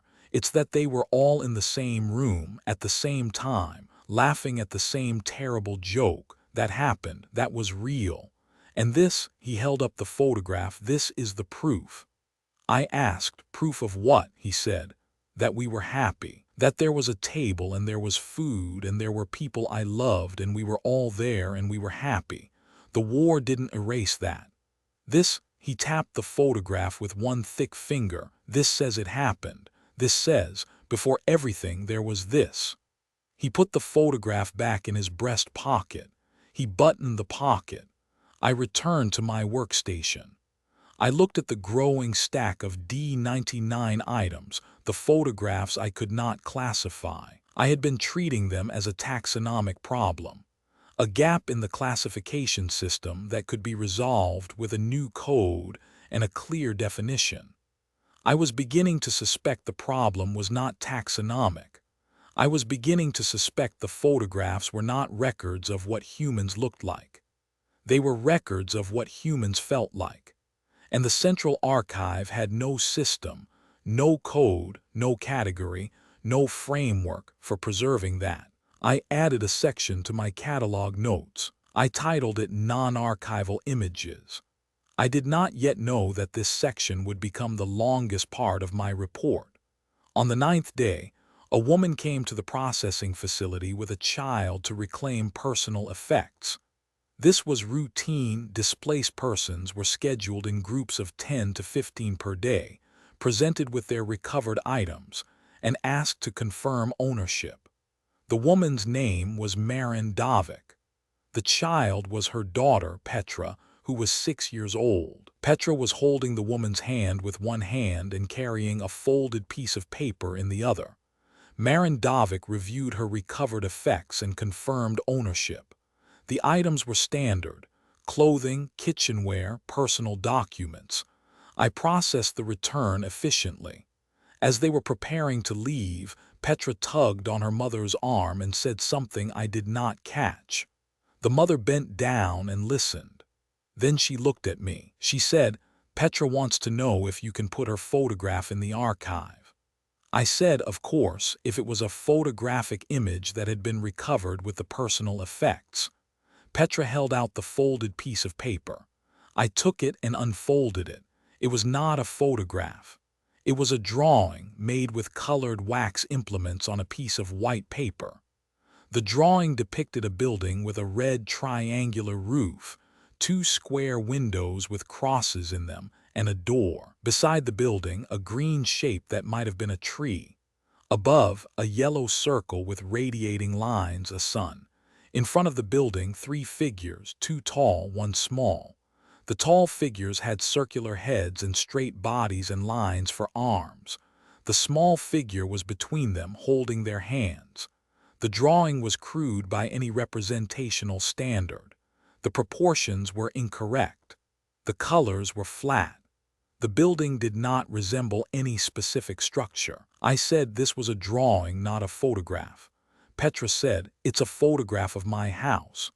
I said, "Photographs were made by cameras, devices that captured light. This was made by hand with drawing implements." Petra looked at me with the particular patience that children sometimes have for adults who are being slow. She said, "I don't have a camera, so I made the photograph myself." I looked at the drawing again. The red-roofed building, the tree, the sun, the 3 figures. I asked, "Where was the house?" Marin Davik said quietly, "It was in the northern district. It was destroyed in the bombardment." I asked Petra who were the 3 figures. Petra pointed to each one. "That's Mama, that's Papa, that's me." She paused. "Papa isn't here anymore, but he's in the photograph."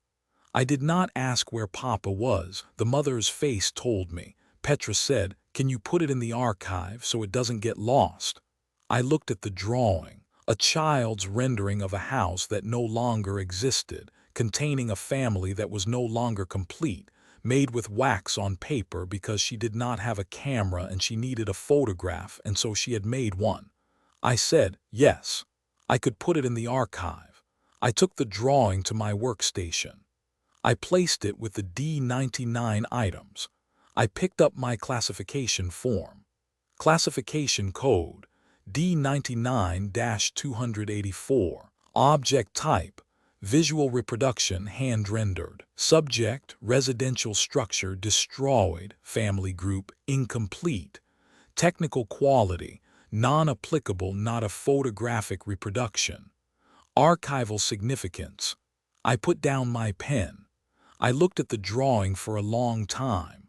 Under archival significance, I wrote, "This is a photograph of a house that does not exist, containing a family that is no longer whole, made by a child who understood that some things need to be preserved, even if the only way to preserve them is to create them from memory." I do not have a classification code for this. I do not think one exists. Over the next 2 days, I processed the remaining crates. I found photographs in 31 of the 37 crates, a prevalence rate of 84%. The total count of D99 items reached 412. I could not stop cataloging them. The classification form required me to describe each one, and each one was different in its specifics and identical in its nature. They were all images of humans carried by humans, kept through circumstances that demanded the abandonment of nearly everything else. I found wedding photographs, 2 humans in formal dress, standing close together, looking at each other or at the camera with expressions that I now recognized as joy. These were common, 17 of them. I found images of newborn humans, tiny, wrinkled, barely formed, held in the arms of adults, whose faces showed an emotion I did not have a word for, something between terror and wonder, 23 of these. I found group images of families, friends, colleagues, seated at tables, standing in rows, gathered around events, laughing, serious, looking in different directions. The group images were the most varied and the most worn. They had been handled frequently, folded and unfolded, carried in pockets and wallets and bags.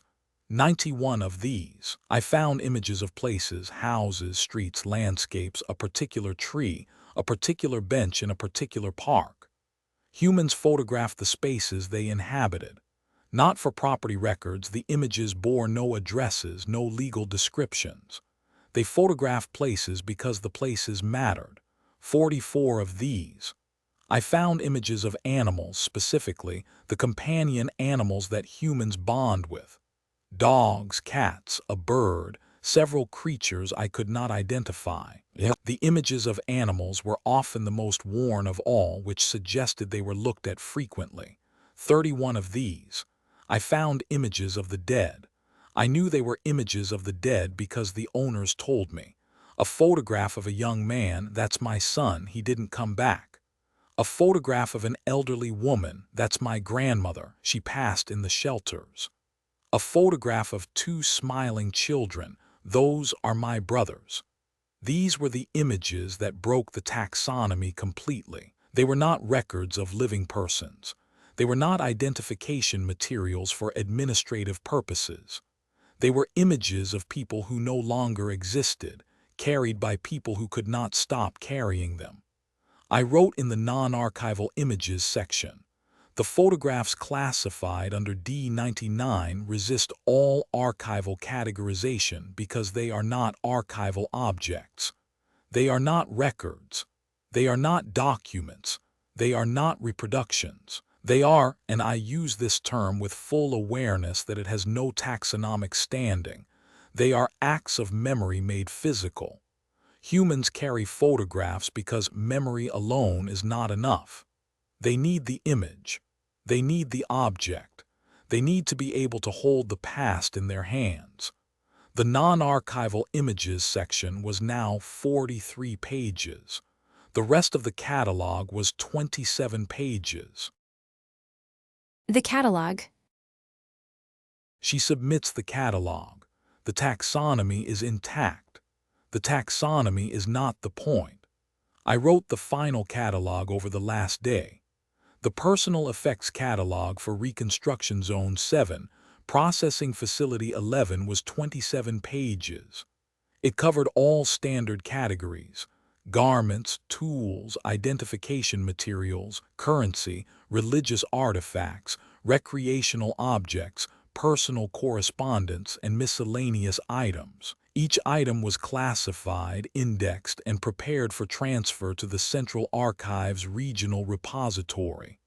The catalog was accurate, comprehensive, and formatted according to archive standards. Total items processed, 4,217. Classification accuracy, 100% for all standard categories. Processing time, 12 days, within allocation. Attached to the catalog was Supplementary Report SR1, Non-Archival Images, a catalog of human photographic and visual materials classified under Temporary Code D99. Supplementary Report SR1 was 47 pages. The Central Archive Standards Division would not be pleased. Supplementary reports were intended for brief notes on unusual items. A paragraph, perhaps two, not a 47-page document that exceeded the main catalog in length, not a document that effectively argued that 412 items in the collection could not be classified at all. I wrote the introduction carefully. During the cataloging process, the assessor encountered a substantial collection of photographic and hand-rendered visual materials that do not conform to any existing classification code in the Central Archive taxonomy. These items, designated D99 for processing purposes, are visual reproductions carried as personal effects by human subjects. They do not serve identification, administrative, commercial, artistic, or religious functions as defined by the current framework. Their function, as determined through direct interview with owners and extensive material analysis, falls outside the scope of existing archival categories. This was accurate. It was also, I knew, insufficient. It described what the photographs were not. It did not describe what they were. I spent the final hours on the summary. I wrote it and rewrote it 4 times. The first draft was technical, a request for a new classification code with proposed parameters. I deleted it because the parameters could not contain what needed containing. The second draft was analytical, a comparative study of image-carrying behavior across species. I deleted it because comparing the photographs to anything else diminished them. The third draft was brief, a simple statement that the items required further study by the Cultural Analysis Division. I deleted it because it was a deflection, and I had not spent 12 days cataloging 412 photographs to deflect. The fourth draft was what I submitted. It read, "Humans carry images of each other. This is not a casual observation. It is the central finding of this supplementary report. Of 4,217 personal effects recovered from 4 evacuation zones, 412 were photographic or visual materials depicting other humans. These images were carried through evacuation, conflict, and displacement. They were kept when clothing was abandoned. They were protected when tools were lost. They were prioritized over objects of greater material or practical value. The images are not records. They do not document events for administrative purposes. They are not identification materials. They are not art, though some are beautiful. They are not religious artifacts, though some are held with a reverence that resembles devotion. They are images of people, family, friends, the dead, the absent, the changed. They are carried because humans require a physical anchor for memory. They carry each other's faces the way other species carry tools or weapons or currency. The photograph is not an image. It is a relationship made portable. I have cataloged 412 such items under temporary code D99. I am requesting that the Central Archive create a permanent classification category for these materials. I do not have a name to propose for this category. I have spent 12 days trying to name it, and I cannot. The closest I have come is this. These are objects whose purpose is love, and the archive does not have a code for that. I am aware that this is not standard archival language. I am aware that this supplementary report exceeds normal parameters. I am aware that the Central Archive may choose to reclassify these items under existing codes or dispose of them as non-archival material. I am requesting that they do not. I submitted the catalog and the supplementary report on the 12th day. The Central Archive would receive the classification data and process the transfer of items to the regional repository. The garments would be archived. The tools would be archived. The identification documents and currency and religious artifacts would be archived, each in their proper place, each with their proper code. The 412 photographs would be held in temporary storage pending a classification decision. I did not know what the decision would be. I had made my case. It was out of my hands. I organized my workstation. I packed my classification tools, the scanner, the materials testing kit, the reference manuals. I filed my field notes. I prepared for reassignment. Then I looked at my desk. There was an image on it, small, 8 centimeters by 12 centimeters, a photographic reproduction on standard paper stock. It showed a woman and a child sitting on a step outside a building. The woman was leaning down to tie the child's shoe. The child was looking up at the woman's face with an expression of complete trust. The light was warm, late afternoon, golden. The image had been in crate 23. It had been unclaimed. No one had come to reclaim the effects from that particular crate. The manifest indicated the original owner had not survived the conflict. I had found the image while processing the crate on the 7th day. I had placed it with the D99 materials. I had classified it, described it, indexed it. Then I had picked it up again. I had looked at it, the woman tying the shoe, the child looking up with trust, the golden light. I had placed it on my desk.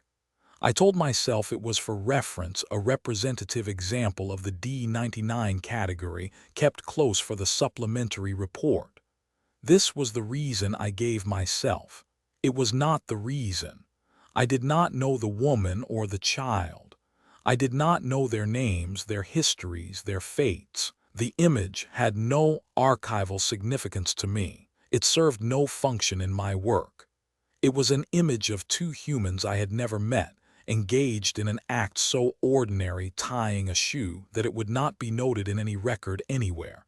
But the child was looking up, and the woman was leaning down, and the light was warm. And something in the image, something I could not classify, could not code, could not file, made me not want to put it in a crate. I looked at the image on my desk. I should put it back. It was catalog property. It belonged in the archive with the other 412 photographs, awaiting a classification that might never come. I picked it up. I held it by the edges, the way Sierra Voss had held the blurred image of her daughter running, the way Arne Quebec had held the faded dinner table, the way Petra had held her drawing of a house that no longer stood. I placed it in my personal case. Between the reference manuals, where it would be protected, the catalog lists 412 non-archival images. The catalog is accurate. There are 413. The last one is not in the catalog. It is on my desk. It is in my case. I am carrying it with me. I do not know the woman or the child. I do not know why I am keeping their image. I have no classification for what I am doing. I am carrying it anyway.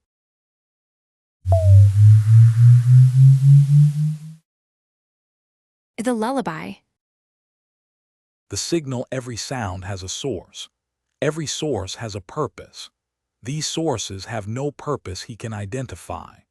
I have conducted acoustic threat assessments for the Hegemony Post-Ceasefire Monitoring Division on 4 previous assignments across 2 species. The methodology is straightforward. Acoustic surveillance arrays are deployed at regular intervals across the monitoring zone, 1 array per settlement, supplementary nodes at transportation hubs and administrative centers. The arrays operate continuously, recording all sound above the ambient noise floor and flagging anomalies for analyst review. Anomalies are defined as sounds that deviate from the established acoustic baseline in frequency, amplitude, duration, or pattern. Each anomaly receives a threat classification based on a standardized assessment framework. The framework has served me well. Sound is honest. It travels in predictable ways. It obeys physical laws. A weapon being assembled sounds like a weapon being assembled. A covert communication signal has identifiable characteristics, regular timing, consistent frequency, encoded modulation. In 4 previous assignments, the framework has been sufficient to distinguish the mundane from the concerning. I arrived in Reconstruction Zone 4 on a Tuesday. The zone contained 12 human settlements ranging in population from 800 to 14,000, spread across a river valley in the temperate northern region. The ceasefire was 9 months old. My assignment was routine: deploy the arrays, establish baselines, monitor for 90 days, file a final threat assessment. I deployed the arrays over the first 2 days. 12 primary nodes, 8 supplementary. All calibrated, all operational. I established my monitoring station in the administrative building at the zone's central settlement, a town called Heron, and began recording. The first 3 days of baseline recording produced the expected acoustic profile: machinery, agricultural equipment, construction tools, generators, water pumps. The settlements were rebuilding.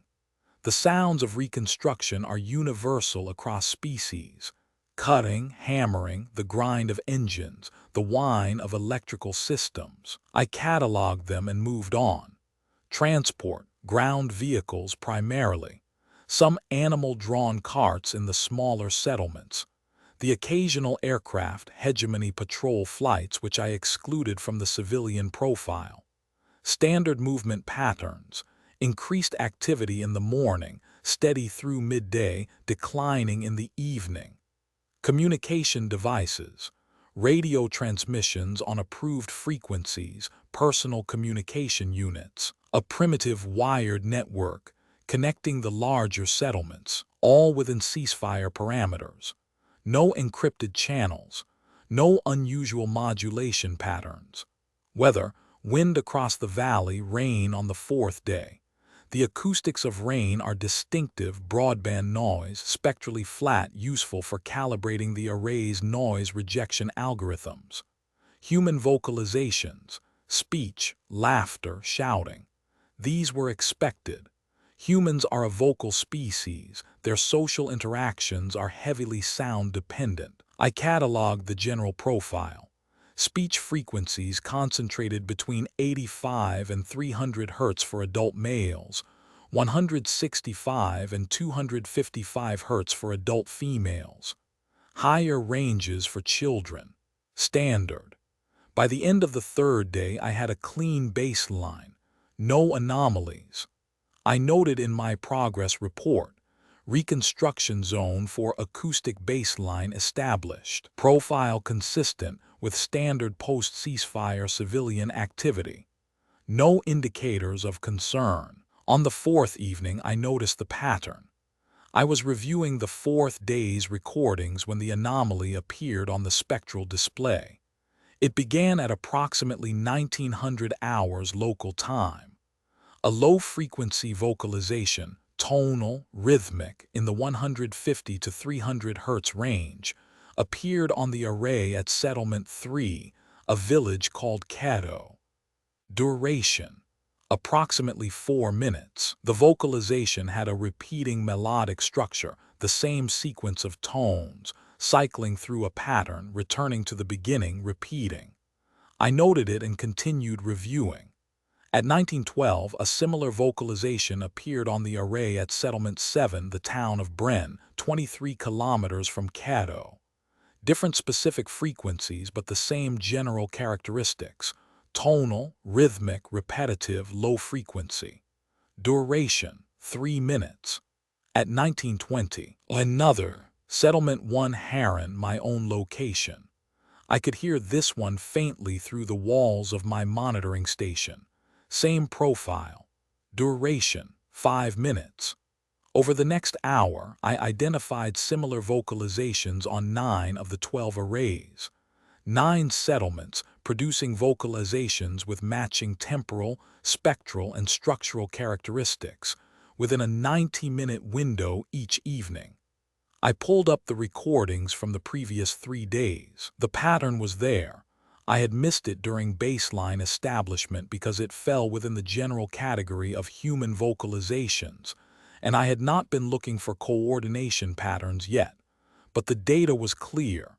Every evening, same time window, same frequency range, same rhythmic, repetitive structure, same approximate duration per instance. Across settlements separated by distances of 5 to 40 kilometers, with no direct communication link between them. In my experience, this profile matched one thing: a coordinated signaling network.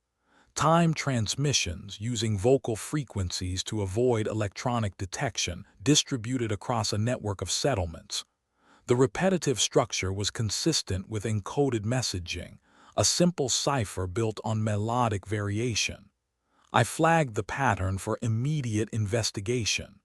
Classification: potential coordinated vocal signaling network. Priority: elevated. Recommended action: source identification and signal analysis. I did not yet understand what I was listening to. I spent the 5th day conducting detailed signal analysis. I isolated the vocalizations from each settlement and ran them through the standard battery of communication detection algorithms. Frequency analysis, pattern matching, modulation detection, information content estimation. The results were contradictory. The vocalizations had the temporal coordination of a signaling network. Same time window, same duration range, concurrent across multiple nodes. But they lacked the structural consistency of encoded communication. Each vocalization was different. The melodic patterns varied, not in the way that cipher variations vary, where the underlying structure is preserved and the content changes, but fundamentally. Different melodies, different rhythmic structures, different frequency progressions, as if each source was transmitting independently with no shared codebook. More troubling, the information content analysis returned near zero values. Communication signals, even heavily encoded ones, contain measurable information, entropy, redundancy ratios, symbol distributions. These vocalizations had the information density of white noise shaped into a tune. They were saying nothing. They were elaborately, rhythmically, melodically saying nothing. I expanded the analysis. I cross-referenced the timing with known human communication patterns, with religious observance schedules, with work shift rotations. No correlation. The vocalizations occurred in residential areas in structures identified as dwellings. They were produced by individual sources, typically one voice per dwelling, occasionally two, and there was something else. Something my algorithms flagged but could not categorize. A secondary acoustic signature, present in approximately 80% of the recordings, that appeared after the vocalization began and persisted until the vocalization ended. It was not a voice. It was a low-level, rhythmic, biological sound, respiratory in nature. Slow, regular, declining in amplitude over the duration of the vocalization. I could not identify it. I added it to the investigation file.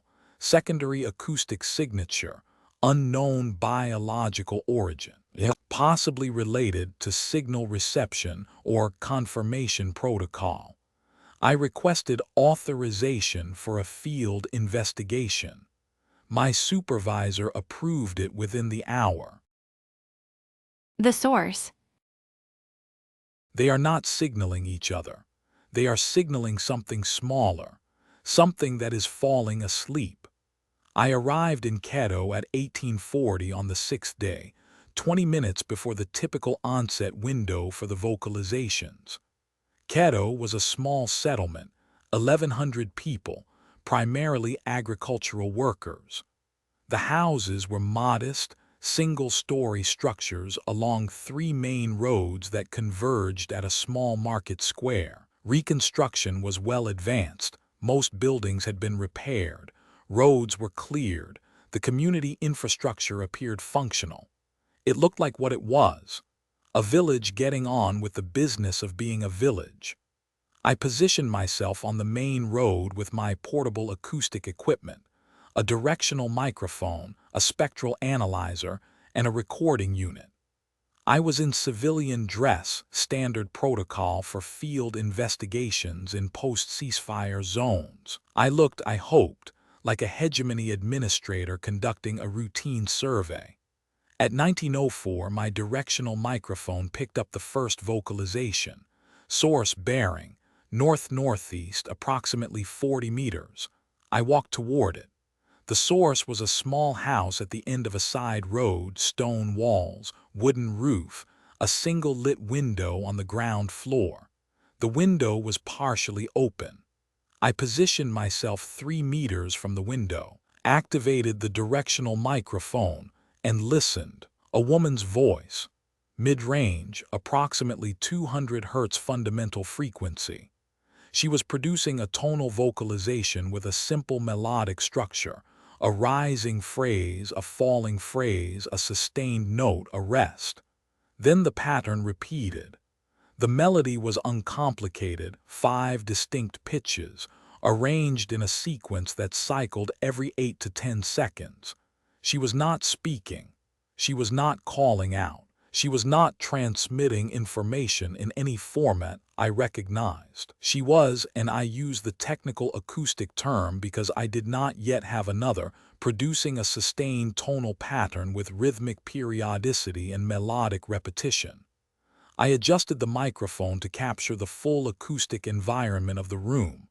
The woman's voice, clear and close. Behind it, a faint creak, rhythmic, matching the tempo of the vocalization. A piece of furniture moving. A chair perhaps rocking. And the secondary signature.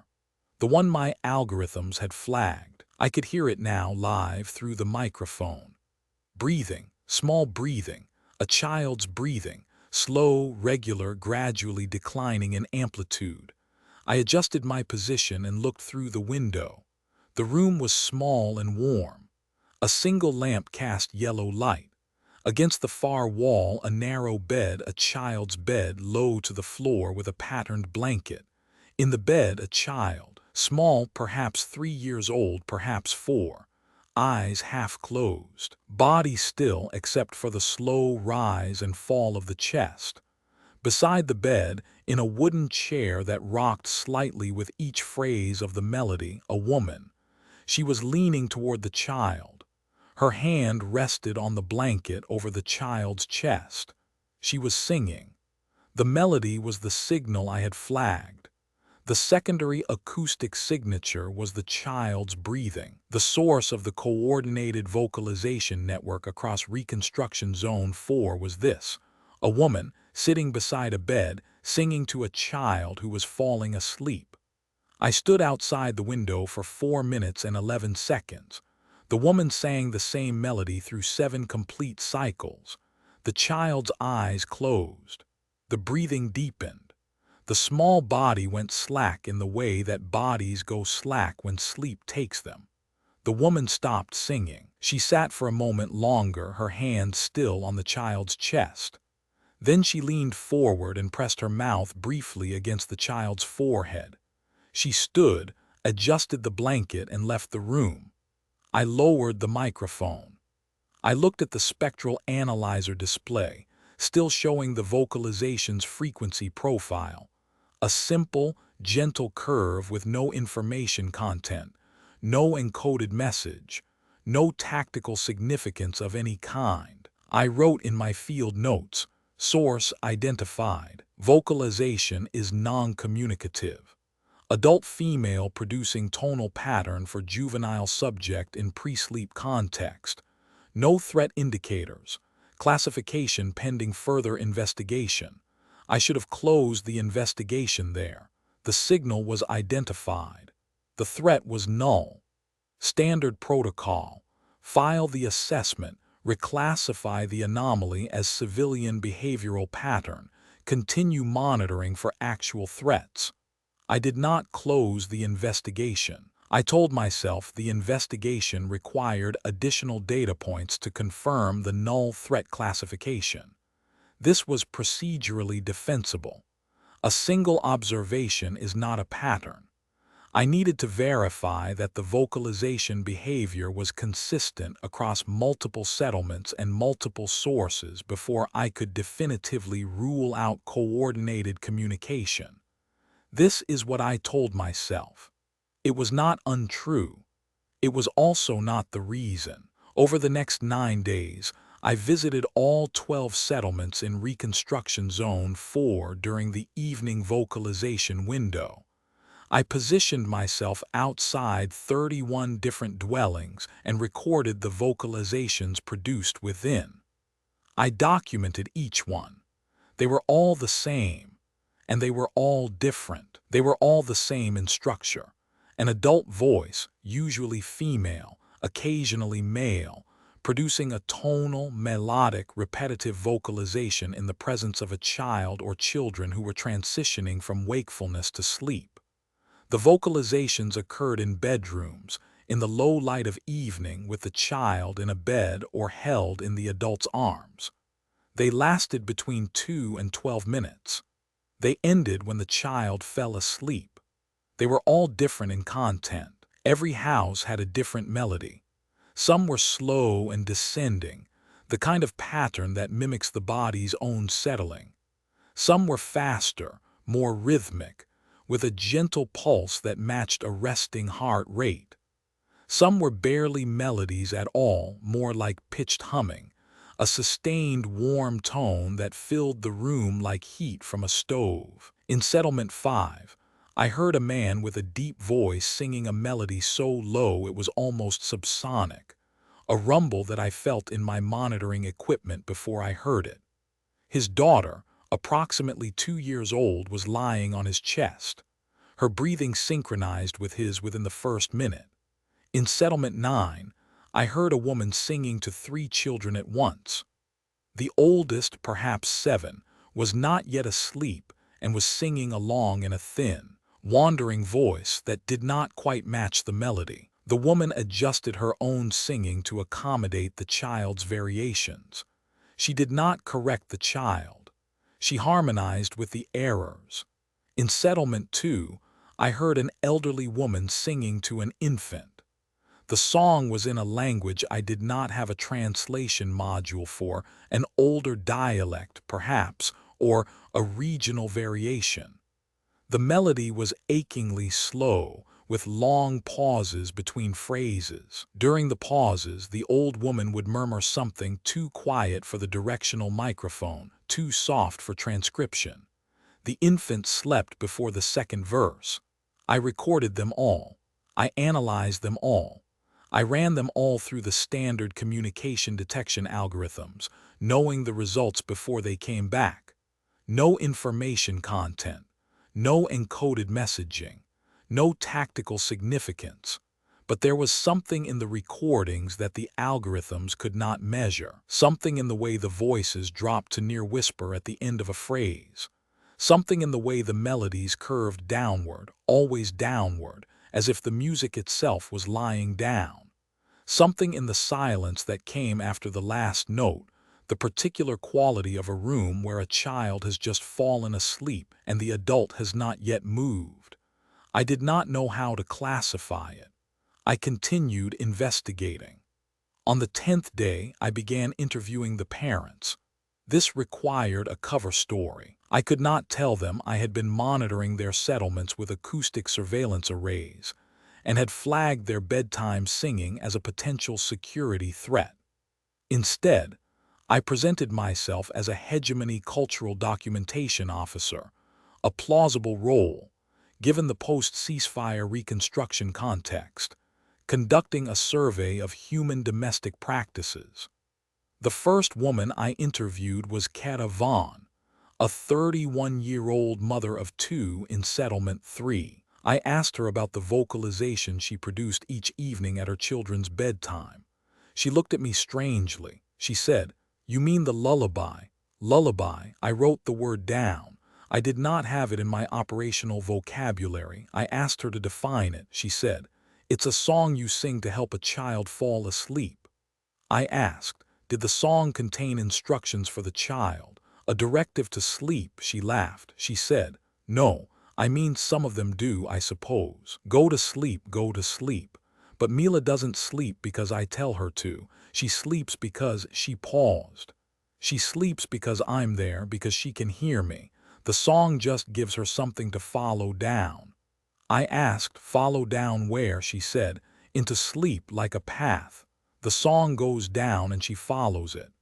I asked, could the same result be achieved with a spoken instruction, a verbal directive to sleep? She looked at me with an expression I had seen before in human interviews, the expression of someone realizing they are speaking with a person who does not understand something fundamental. She said, "You can't order a child to sleep. That's not how it works. You have to make the world safe enough that they can let go. That's what the lullaby does. It says, 'I'm here. Nothing will hurt you. You can stop holding on.'" I asked, why was the melody necessary? Why not simply say the words? She said, "Because the melody is the feeling. The words they're almost beside the point. Some lullabies don't even have words. You just hum. The child hears your voice, and your voice is steady, and your voice is calm, and your voice is close. That's the message, not the words, the voice." I wrote this down. I wrote it precisely as she said it. I asked, Where did she learn the lullaby she sang? She was quiet for a moment. She said, "My mother sang it to me, and her mother sang it to her. I don't know where it started, it's always been there." I asked, "The same melody, the same song," she said, "the same one, exactly the same. I could sing you my grandmother's lullaby right now and it would be the same notes in the same order. I sang it to my children the first night after they were born. I didn't decide to. I just opened my mouth and there it was." I conducted 14 more interviews over the following days. Each parent told me the same thing in different words. The lullabies were not communication. They were not instruction. They were not entertainment. They were something for which I found no corresponding concept in the hegemony's behavioral classification system. They were presence made audible, safety given a melody, love shaped into a pattern that a child's fading consciousness could follow into sleep. I cataloged everything. By the 15th day, my investigation file contained detailed recordings and analyses of 847 unique lullabies from 12 settlements. 847 lullabies. I had recorded, transcribed, and spectrally analyzed 847 unique lullabies from 12 human settlements over a 16-day period. Each one was documented with full acoustic data: frequency range, tempo, duration, melodic structure, harmonic content, rhythmic pattern, dynamic profile. Each one was cross-referenced with the singer's demographic data, the child's age, the time of performance, and the environmental conditions. It was, by any objective measure, the most comprehensive acoustic survey I had ever conducted. It was also entirely unnecessary for the purposes of my assignment. My threat assessment could have been filed on the 6th day. One line: anomalous evening vocalizations identified as non-communicative parental behavior directed at juvenile subjects during sleep transition. No tactical significance. Classification: civilian behavioral pattern, recurring. Instead, I had spent 10 additional days cataloging lullabies with the thoroughness of an officer who has found something he cannot stop examining. The patterns I found were not threats. They were something else. The melodies descended. I measured this across the full catalog. 89% of the lullabies had a net downward melodic trajectory. The final phrases were lower in pitch than the opening phrases. The music went down. It settled. It mimicked, in tonal space, the body's own descent into sleep. The tempos matched resting heart rates. The average tempo across all 847 lullabies was 68 beats per minute, within the range of a resting adult heart rate and slightly above the resting heart rate of a young child. The children's breathing synchronized with the tempo. Their heart rates slowed to meet it. The lullaby was setting a physiological pace that the child's body followed. The dynamic profiles tapered. Every lullaby got quieter. Not suddenly, gradually over the course of the performance, the singer's volume declined. The first phrases were soft. The last phrases were barely audible. The final sounds in many recordings were not sung at all but hummed, a vibration more felt than heard, a warmth of sound that dissolved into silence. The repetition was deliberate.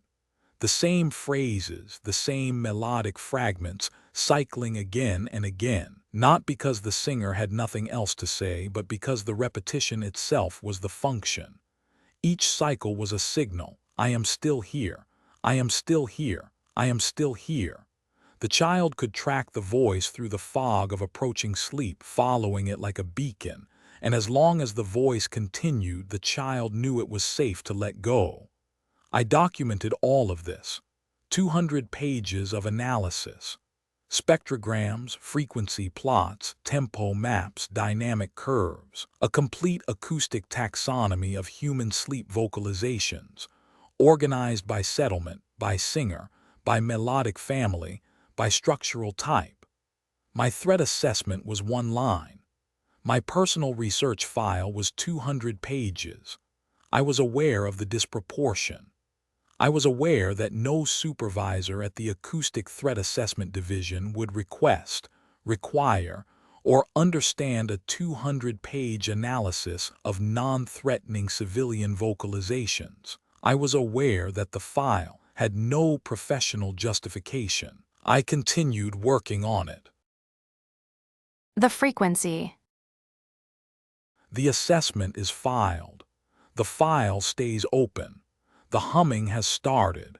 I wrote the threat assessment on the 20th day. It was a single page. This was unusual. My assessments typically ran 8 to 12 pages with appendices. But the substance of this assessment could not be expanded without becoming something other than a threat assessment. Reconstruction Zone 4. Acoustic Threat Assessment. Final Report Assessment Period. 90 days ongoing. Interim report filed at day 20. Summary. Acoustic surveillance arrays deployed across 12 settlements in Reconstruction Zone 4 detected a recurring pattern of low-frequency vocalizations occurring during evening hours, approximately 1900 to 2030 local time. Initial analysis flagged the pattern as a potential coordinated communication network due to temporal coordination, spectral similarity, and multi-settlement distribution. Field investigation determined the vocalizations to be a civilian behavioral practice identified as lullaby, a form of non-communicative vocal production performed by adult caregivers for juvenile subjects during the transition from wakefulness to sleep. The practice appears to be universal across the zone's population and is culturally transmitted across generations. Threat classification: none. The vocalizations contain no information content, serve no communication function, and have no tactical, strategic, or security significance. Recommended action: reclassify anomaly as baseline civilian behavior. No further monitoring required. I reviewed the assessment. It was accurate. Every statement was supported by the data. The conclusion was sound. I filed it. Then I opened my personal research file, the one with 200 pages of acoustic analysis, interview transcripts, spectrograms, and notes, and continued writing. I was writing about the off-key singers. This was a category I had identified in the catalog: parents who sang lullabies with significant pitch deviation from the melodic standard. In common terms, they sang badly: flat, sharp, wavering, cracking on high notes, losing the melody and finding it again. By any acoustic quality metric, their performances were deficient. Their children fell asleep at the same rate as the children of skilled singers, in some cases faster. I found this significant. The quality of the vocalization, the technical accuracy, the tonal purity, the melodic precision had no measurable effect on the outcome. A perfect lullaby and a terrible lullaby accomplished the same thing. The child fell asleep, which meant the mechanism was not the melody, not really. The melody was a vehicle. What it carried was the voice. And the voice carried the message that no spectrogram could capture: I am here. I am beside you. I will be here when you wake. I wrote this in my file. I read it back. It did not sound like acoustic analysis. It sounded like something else. I added a section on inherited lullabies, the songs that were passed from parent to child to grandchild, unchanged across generations. Keta Vaughn's grandmother's lullaby, still being sung to children who would never know the woman who first hummed it. A man in Settlement 8 who sang the same song his father had sung, in a voice that sounded nothing like his father's voice, and yet the song was his father's song. A woman in Settlement 12 who had learned her lullaby from a neighbor after her own mother died, a borrowed song that had become, through years of singing it to her own children, entirely hers. The lullabies were not genetic. They were not instinctive. They were taught and learned and passed along, sometimes across bloodlines, sometimes across entire communities. They were, in the most literal sense, cultural artifacts, but artifacts that existed only in the act of their performance. A lullaby written on paper was not a lullaby. A lullaby recorded and played back was not a lullaby. A lullaby was a voice and a child and a darkened room, and the specific act of singing someone you love into sleep. I could not file this in the official report. I could not justify it to my division.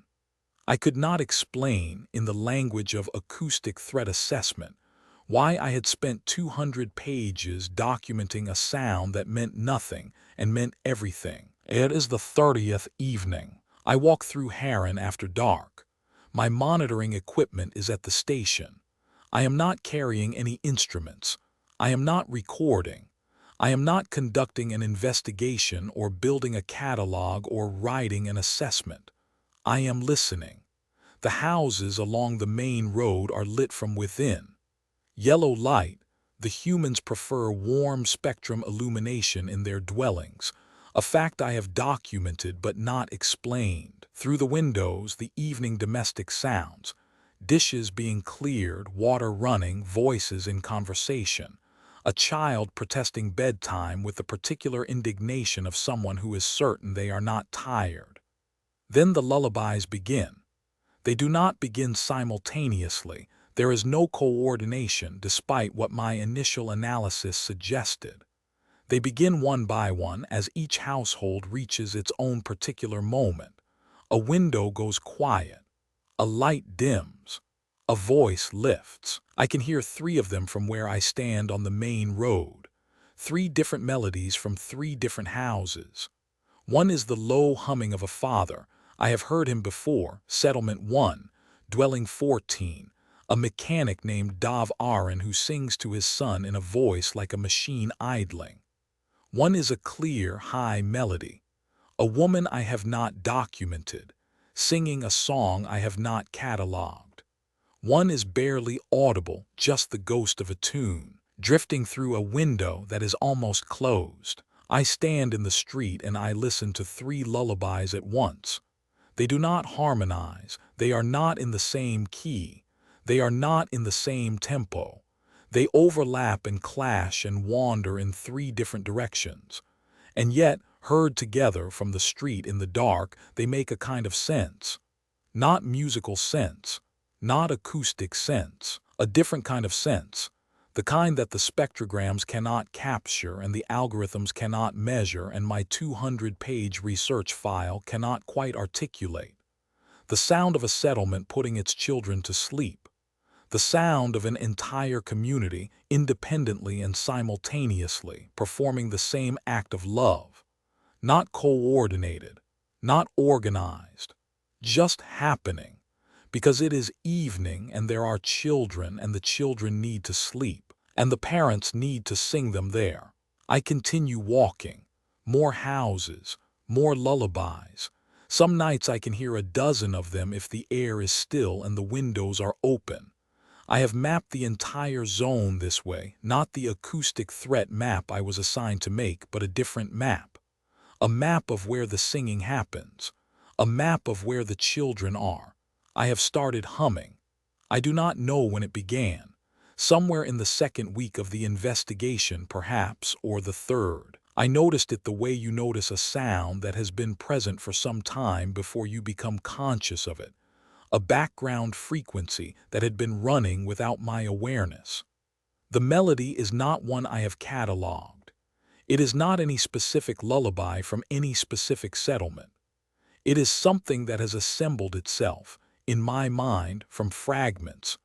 A phrase from the father in Settlement 5. A descending line from the grandmother in Settlement 2. A rhythmic pattern from the woman in Caddo. A composite. A melody that belongs to no one because it belongs to all of them. I hum it while I walk. I hum it while I review data at my station. I hummed it this morning while calibrating the arrays and stopped only when I realized I was doing it. I do not have children. I do not have anyone to sing to sleep. The melody has no function. It serves no purpose. It carries no information content. It is a sound I am making for no reason I can identify, and no audience I can name. My official threat assessment is filed. One line, no tactical significance. My personal research file is 214 pages. It is still open. I am still adding to it. I have not been asked for it, and I will not be asked for it, and I do not know what I will do with it when the assignment ends. I am walking through a settlement at night. The lullabies are drifting from the houses. The children are falling asleep. The parents are singing. I am humming. I do not know why. It has no tactical significance. It has no information content. It serves no function that my framework can identify. But the melody goes down, and the night is still. And somewhere in a house I am passing, a child is following a voice into sleep, and the voice is steady, and the voice is calm, and the voice is close. I am humming.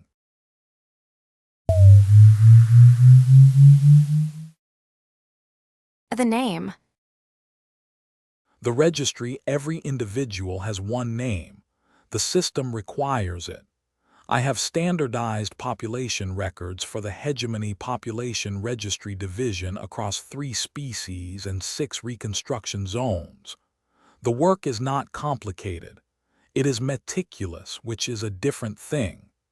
Every post-conflict zone has the same problem: records destroyed, populations displaced, individuals separated from the documentation that proves they exist in the eyes of the governing authority. My role is to rebuild that documentation, verify identities, assign hegemony registry numbers, reconcile pre-war records with post-war reality so that every individual in the zone exists in one system, under one name with one number. The methodology is standardized. I begin with whatever pre-conflict census data survived: birth records, residency permits, employment files, medical registries. I cross-reference these against post-war displacement records, shelter registrations, aid distribution lists. Where records conflict, I investigate. Where records are missing, I create new ones through in-person verification. The individual presence themselves states their name, provides whatever corroborating evidence they can. I verify, I record, I assign the number. The individual exists. The system acknowledges them. It is satisfying work in its way. There is a particular clarity to it, the transformation of chaos into order, of displacement into documentation. After a conflict, people need many things: shelter, food, medical care, security. But they also need to exist in a system that recognizes them. A registry number is not shelter, but it is the mechanism by which shelter is allocated, medical care is tracked, aid is distributed. Without the registry, the individual is invisible. With it, they can be seen. I arrived in Reconstruction Zone 7, a mixed urban-rural corridor, population approximately 420,000, moderate to severe war damage, with 3 assistants, a portable database terminal, and the expectation that I would spend 8 weeks reconciling what I estimated to be a manageable volume of records. I was correct about the 8 weeks. I was not correct about the manageable volume. Processing began on what the humans call a Tuesday, in a converted municipal building in the zone's primary settlement, a city called Navistar. My team had arranged a processing center, desks, terminals, a waiting area with seating for 50. We had coordinated with the local human administrative liaison, a man named Paul Darren, to publicize the registration requirement and schedule appointments. The first day went smoothly. Individuals arrived, presented their existing documentation. Some had identity cards, some had nothing but their own testimony, and I processed them through the standard verification protocol. Name, date of birth, pre-war address, current address, family members, employment, medical conditions relevant to aid allocation. Each individual received a hegemony population registry number, a 12-digit alphanumeric code that would serve as their unique identifier across all Reconstruction systems. The number was printed on a card which the individual was instructed to carry at all times. One person, one name, one number, the foundation of an ordered system. By the end of the first day, we had processed 112 individuals. I reviewed the records that evening, checking for errors, inconsistencies, duplicate entries. The data was clean. The system was working. I noted to Paul Darren that the process was proceeding efficiently. He said, "Give it a few days." I did not understand what he meant. I would. The anomaly appeared on processing day 4. The individual was a woman mid-30s presenting with a pre-war identity card issued by the local human government. Name, Alina Vazic. Date of birth, address, employment history, all verifiable against surviving municipal records.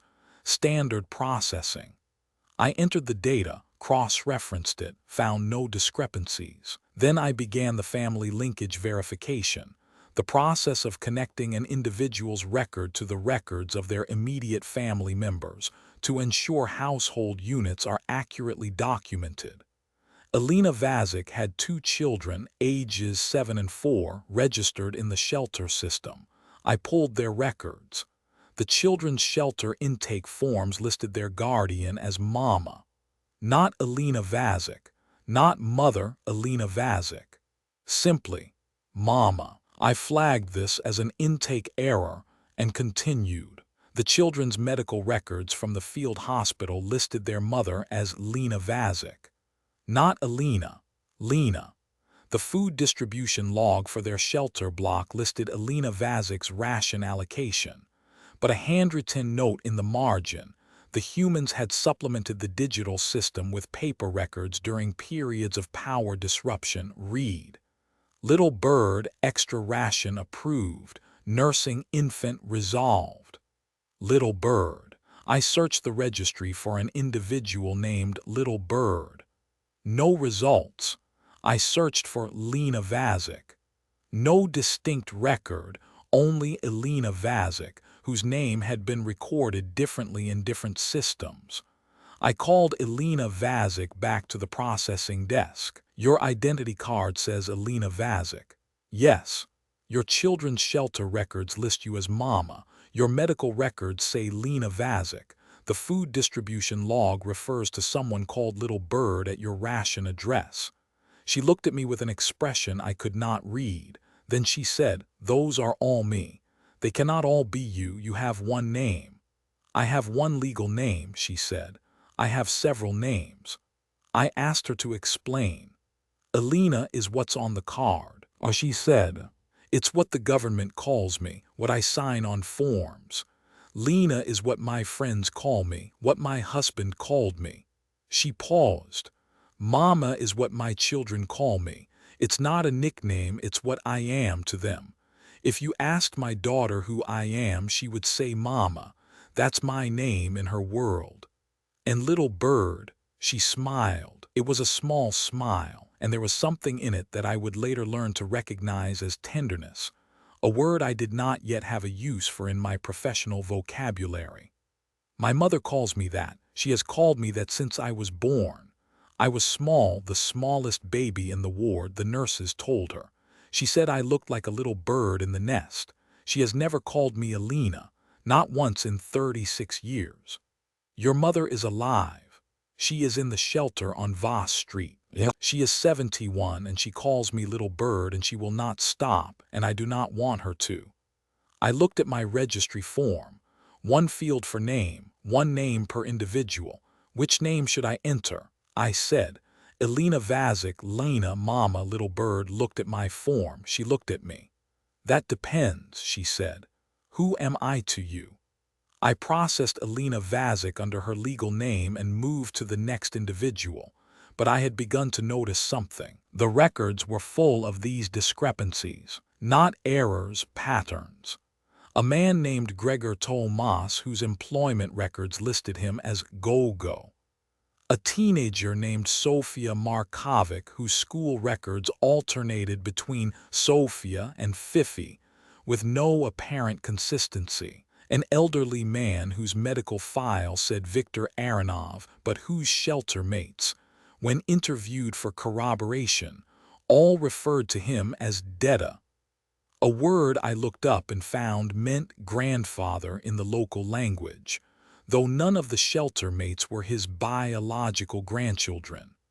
I compiled a list. By the end of processing day 4, I had identified 47 instances of what I was tentatively calling name discrepancies, cases where the same individual was referred to by multiple designations across different record systems. 47 out of 112 processed individuals, a discrepancy rate of 42%. This was not statistical noise. This was a feature of the system. I reported the finding to Paul Darren, the human liaison. The records show significant name inconsistencies, I said. Over 40% of processed individuals appear under multiple names in different systems. This will need to be resolved before the registry can be considered standardized. Paul Darren leaned back in his chair. He was a quiet man, mid-40s, with the careful demeanor of someone who had spent years working between human and hegemony administrative systems. He seemed to be choosing his words. Those aren't inconsistencies, he said. Those are names. They are not the legal names. The registry requires. I understand what the registry requires. I'm telling you what you found. Humans have more than one name, we just do. The names. A name is not a label. It is a record of every relationship that has ever mattered. I requested a follow-up interview with Elena Vazic on processing day 7. My stated purpose was to resolve the naming discrepancy for the standardized registry. My actual purpose, which I would not have admitted at the time, was that I did not understand what I had found, and the not understanding was interfering with my ability to process the remaining records. She came to the processing center in the afternoon after her shift at the Reconstruction Supply Depot. She sat across from me with the patient expression of someone who had already tried to explain this once and was prepared to try again. I had prepared a form. I am, at my core, a person who processes information through forms. The form had 5 columns: designation, used by, context, frequency of use, registry relevance. I would like to document all the names by which you are known, I said, for the purpose of understanding the pattern. All right. Legal name Elena Vazic. That's the one on the card. Government, official records, the registry. I use it when I'm being formal, when I'm interacting with a system. I noted designation used for institutional interactions, identity as administrative function. Lena. My friends call me Lena. My husband called me Lena. She paused.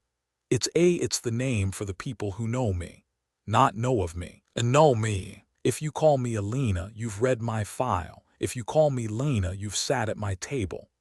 I noted designation markers for social intimacy. Distinguishes institutional knowledge from personal knowledge. Mama. That's not a nickname. I know it sounds like one, but it isn't. To my children, that is my name. My 7-year-old knows my legal name. She's heard it. But if she's scared, if she's hurt, if she needs me, she doesn't say Elena. She says Mama. That's the name that means I will come. I noted designation denoting specific relational role, carries functional significance, signals need, triggers response. Little bird. Elena smiled again, that same tenderness. My mother's name for me, it's private almost, like a language only two people speak. When she says it, I am not 36. I am not a supply depot worker or a widow or a mother of two.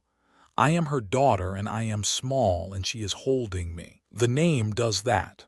It takes me back to the first version of myself. I noted designation encoding temporal and emotional relationship, functions as identity anchor to origin. I looked at my form, 4 names, 4 columns filled. Elena was watching me. There's one more, she said. One more, I repeated. My husband Myro had a name for me. I won't say it out loud. It's not I can't, but it exists. He used to say it when we were alone, when it was just us. It was silly, honestly. One of those words that doesn't mean anything to anyone else. It came from a joke we shared the first week we were together and it stuck and it became that. His word for me. He is deceased. He died in the bombardment of the Eastern District 14 months ago. And the name, she was quiet for a moment. I still hear it in my head when I'm falling asleep. His voice saying that word. It's the last name anyone gave me that I cannot bear to lose, and I cannot give it to anyone else, and I cannot say it out loud because if I say it in my own voice it will sound wrong. It only sounds right in his. I looked at my form, my 5 columns, designation, used by, context, frequency of use, registry relevance. There was no column for a name spoken only by a dead man in the memory of a woman who still answers to it in her sleep. I don't expect you to put that one in the system, Elena said. I'm just telling you it exists because you asked about my names, and that one is the most mine. I sat with my form and my 5 columns and I understood for the first time that I was not documenting naming inconsistencies. I was documenting something else entirely. Each name was not an alternative designation for the same individual. Each name was a different relationship, a different version of Elena Vazic, called into existence by a different person, existing in a different context, carrying a different weight. She was not one person with 5 labels. She was 5 connections, 5 bonds, 5 agreements between herself and someone who mattered to her about who she was in the space between them. The registry had one field, one name, one number. It was like trying to describe a symphony by recording a single note. Processing day 9 brought a man who sat down at my desk and said, "My name is Stitch." I looked at the pre-war records I had pulled for his appointment. "Your name is Tomislav Kovic. That's the name my parents gave me when I was born. My name is Stitch." He was early 30s, lean, with the bearing I had learned to associate with former military personnel, a particular stillness in the way they held themselves, as if conserving energy for a sudden movement. His left hand was missing the ring finger and the little finger. He placed both hands on the desk, including the damaged one, with what appeared to be deliberate casualness. "The registry requires your legal name," I said. "The registry can have my legal name, but my name is Stitch." "How did you acquire this designation?" He leaned forward. "I was a field medic, 3rd Infantry Novastar Garrison. During the siege, we ran out of anesthetic for 10 days. I sutured wounds. I'm talking deep lacerations, shrapnel injuries, the kind of thing you want to be unconscious for. I sutured them with nothing but a needle, thread, and conversation. I talked to them while I stitched, kept them focused, kept them breathing. My unit started calling me Stitch after the 3rd night. It's a reference to your medical skill. It's a reference to me being the person who held them together, literally and otherwise. When Perek was bleeding from his side and screaming, he didn't call for Tomislav. He called for Stitch. When the kid, Jakov, he was 19 when he took shrapnel in his thigh and we had nothing, not even clean bandages, and I sewed him up with thread from a uniform and he survived. After that, every person in that unit knew my name. Not the one on my birth certificate. The one I earned." He looked at me. My parents named Tomislav before I existed. They were naming a possibility. My unit named Stitch after they saw what I was. That name has blood on it. It has people's lives in it. Tomislav is a word on a card. Stitch is who I am. I entered Tomislav Kovic into the registry. Legal name as required. Registry number assigned. But I opened a new field in my notes, the unofficial appendix I had begun compiling after Alina Vazic, the document I was calling non-registry designations for lack of a better term. Entry Tomislav Kovic NRD, Stitch, designation origin, military unit 3rd Infantry Novostar Garrison, acquired during siege conditions. Functional context, earned name reflecting role as field medic under extreme conditions.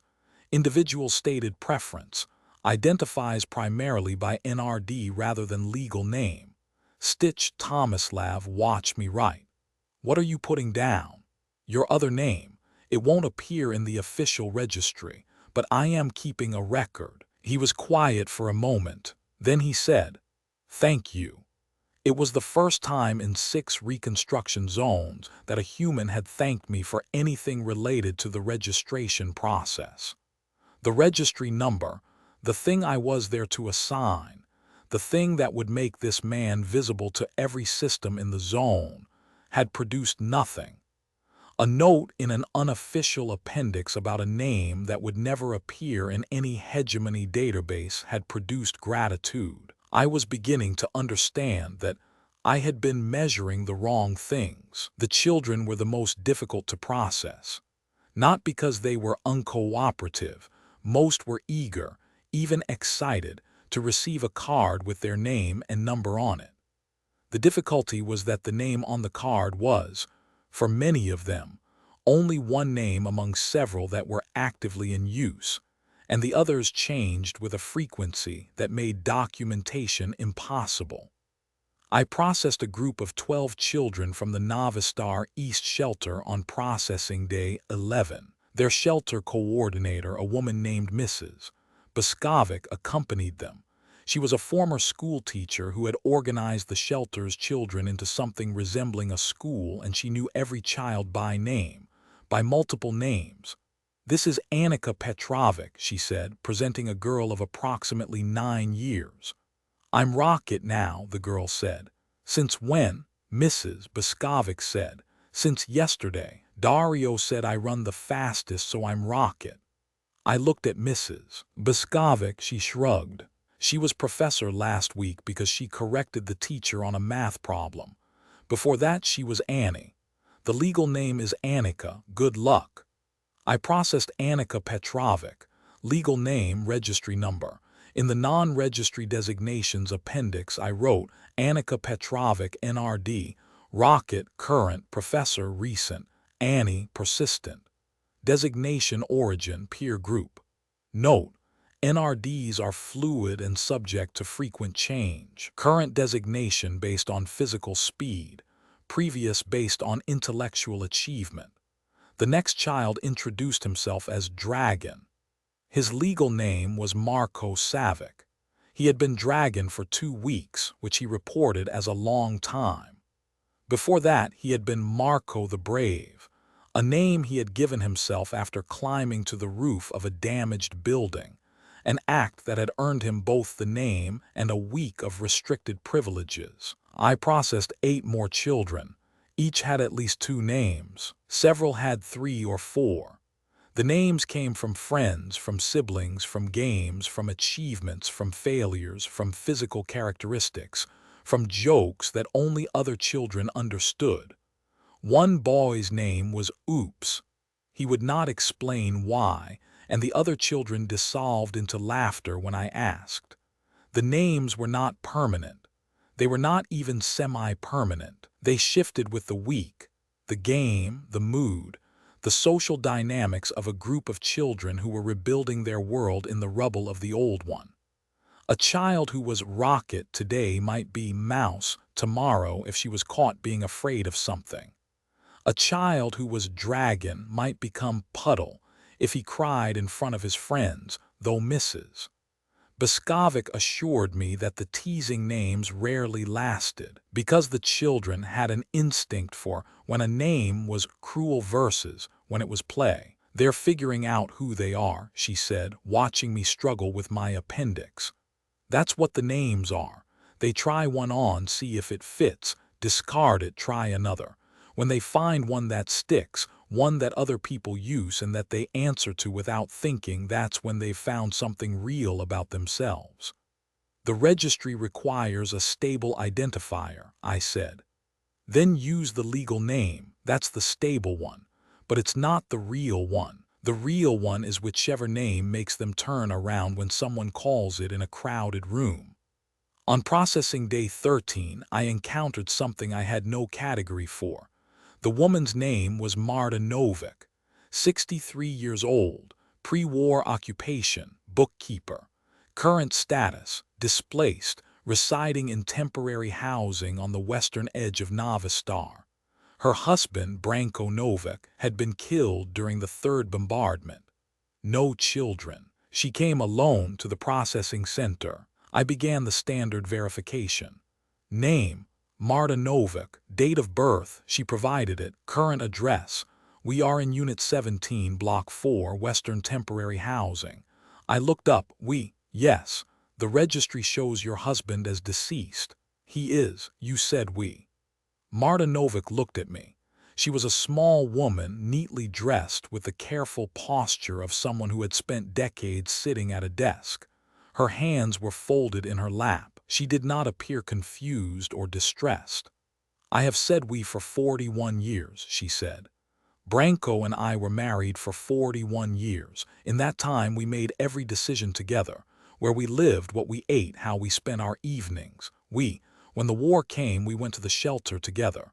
We survived the first bombardment together. We survived the second. She paused.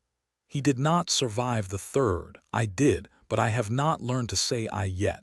I may never learn. When I say where I live, I say we live there because that is the home we chose, even though he is not in it. When I eat dinner, I set two places because we have always set two places. I know that he is dead. I was there. I held his hand. I am not confused.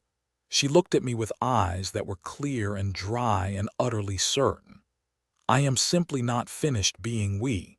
Perhaps I never will be. 41 years of we does not become I because of a bombardment. The bombardment took him. It did not take us. We are still here. I am the part of us that is still breathing, that is all. I processed Marta Novik, one name, one registry number, one individual, but in the non-registry designations appendix I wrote something I had never written before. I wrote Marta Novik, NRD, we, self-designation, inclusive of deceased spouse Branko Novik. Note: the individual uses plural first-person pronoun as primary self-reference. This is not a grammatical error or a sign of cognitive impairment. It is a naming convention for a relationship that the individual considers ongoing despite the death of one party. The registry has no mechanism for recording an identity that includes a deceased person. Recommend, none. Observe. Recommend, none. Observe. I had written those words in an unofficial appendix that no one in the hegemony would ever read. I had recommended nothing because there was nothing to recommend. There was nothing to fix. Marta Novik was not broken. Her naming convention was not an error. It was the most precise description of her identity that language could produce. She was half of something and the other half was gone, and she was not willing to pretend that the something had never existed by switching to a singular pronoun. I closed the appendix. I opened it again. I added, this officer notes that we may be the most accurate name this individual has ever used. The designation. The registrar's name is Dasrell. It has always been sufficient. It is still sufficient. And yet, I completed the population registry for Reconstruction Zone 7 in 38 processing days. The numbers were clean. 418,712 individuals verified and assigned hegemony registry numbers. Discrepancy rate, 2.1% within acceptable parameters and attributable to standard causes. Missing documentation, deceased individuals still on pre-war rolls, newborns not yet registered. Each discrepancy was resolved through investigation and in-person verification. One individual, one legal name, one registry number. The system was complete. Every person in Reconstruction Zone 7 existed in the hegemony population registry. They could be found, tracked, allocated resources, provided services. The system worked. The official standardization report was 11 pages. Executive summary. Zone 7 Population Registry, standardized per Hegemony Population Registry Division Protocol 7. 3. Methodology. Standard verification and cross-referencing procedures applied. Findings. Population count reconciled within acceptable variance. Recommendations. Continue standard maintenance, quarterly updates, birth and death registration integration, refugee processing as populations stabilize. 11 pages. Clean, precise, defensible. The non-registry designations appendix was 47 pages. It had grown from the first entry, Alina Vazic and her 5 names, to a document that I had not intended to create and could not stop expanding. Every processing day had added entries. The soldier named Stitch, the children with their shifting names, the widow who was still we, a nurse whose patients called her the calm one, a name she said she valued more than any medal because it meant she had been what they needed her to be, a baker whose neighbors all called him uncle, though he had no nieces or nephews. He had simply fed everyone during the siege, and the name had attached itself to him like flour to his hands. A teenage girl who had renamed herself after the war, discarding her birth name entirely because, she told me with fierce clarity, that girl lived in a world that doesn't exist anymore and I live in this one. 47 pages of names that did not exist in the system. Names that carried love, grief, humor, history, identity, survival, defiance, tenderness. Names that were given and names that were earned and names that were kept in secret and names that were shared with everyone and names that had outlived the people who first spoke them. The official registry contained none of this. The official registry had one field, one name, one number. I looked at the 11-page report and the 47-page appendix sitting side by side on my terminal. The report was the deliverable. The appendix was not. I submitted the report. I saved the appendix to my personal files. I did not delete the appendix. I could not justify keeping it. It was not an official document. It served no administrative purpose. It would not be reviewed by any hegemony authority. It documented things the hegemony's identity framework did not recognize and had no mechanism to process. But it was, I believed, the most accurate record of the population of Reconstruction Zone 7 that existed anywhere. The official registry told you that Alina Vazic was a female human, age 36, residing at a specific address, employed at the Reconstruction Supply Depot, mother of 2, registry number HZ7-00412283. The appendix told you that she was Lena to the people who loved her, mama to the 2 children who needed her, little bird to the mother who remembered her as an infant, and the keeper of a 5th name spoken only by a dead man whose voice she still heard when she closed her eyes. The registry told you that Tomislav Kovic was a male human, age 32, former military, registry number HZ7-00413917. The appendix told you he was Stitch, the person who held people together when everything was falling apart, who sewed wounds without anesthetic while talking his patients through the pain, whose name was a record of every life he had saved with a needle and a steady voice. The registry told you that Marta Novak was a female human, age 63, single, because the system had no status for half of a whole that no longer exists. The appendix told you she was we. I had spent 6 reconstruction zones believing that the registry was the important document, that the name and the number were what mattered, the mechanism by which individuals became visible to the system, the foundation of order and allocation and governance. I still believed this. The registry was important. The name and the number mattered, but I understood now that they were not enough. They captured the outline of a person, the shape, the administrative silhouette. They did not capture what Alina had shown me, that an individual was not a single fixed point but a constellation of relationships, each with its own name, each calling a different version of the person into existence.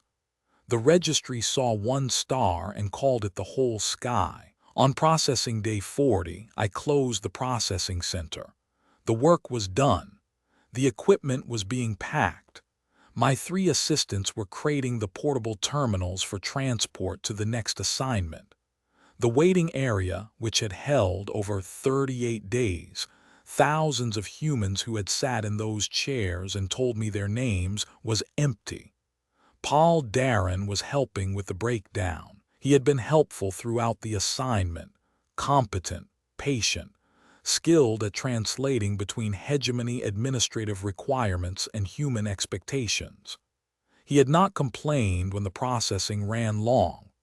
He had not pushed back when I had asked intrusive questions about naming patterns. He had, at several points, quietly facilitated interviews that I had not officially requested, but which had produced the most valuable entries in my appendix. We were disconnecting the last terminal when he said, "Das, can you hand me the cable adapter?" I handed him the cable adapter. It was not until he had taken it and moved to the next connection point that I registered what had happened. He had called me Das, not Dasrell, not Officer Dasrell, not the registrar or the hegemony representative or any of the formal designations that humans and hegemony personnel used with each other. Das. A shortened form, an informal form, the kind of name that, I knew this now after 47 pages of documentation, indicated that the speaker had moved from institutional knowledge to personal knowledge, from reading the file to sitting at the table. I had not corrected him. This was the fact that stopped me. Not that he had said it, humans adjusted names constantly. I had documented this extensively. But that I had not corrected him, that I had responded to Das as naturally as I had ever responded to Dasrell, that the shortened name had felt in the moment of hearing it not wrong, not insufficient, not an error to be flagged. It had felt like recognition. I finished packing in silence.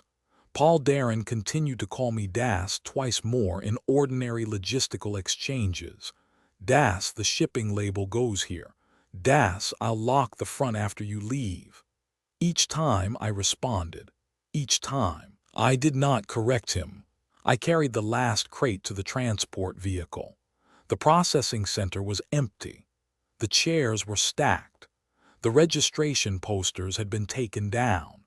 In 8 weeks, this room had been the place where 418,000 people had become visible to a system that could now see them by one name, one number, one fixed point in a vast administrative constellation.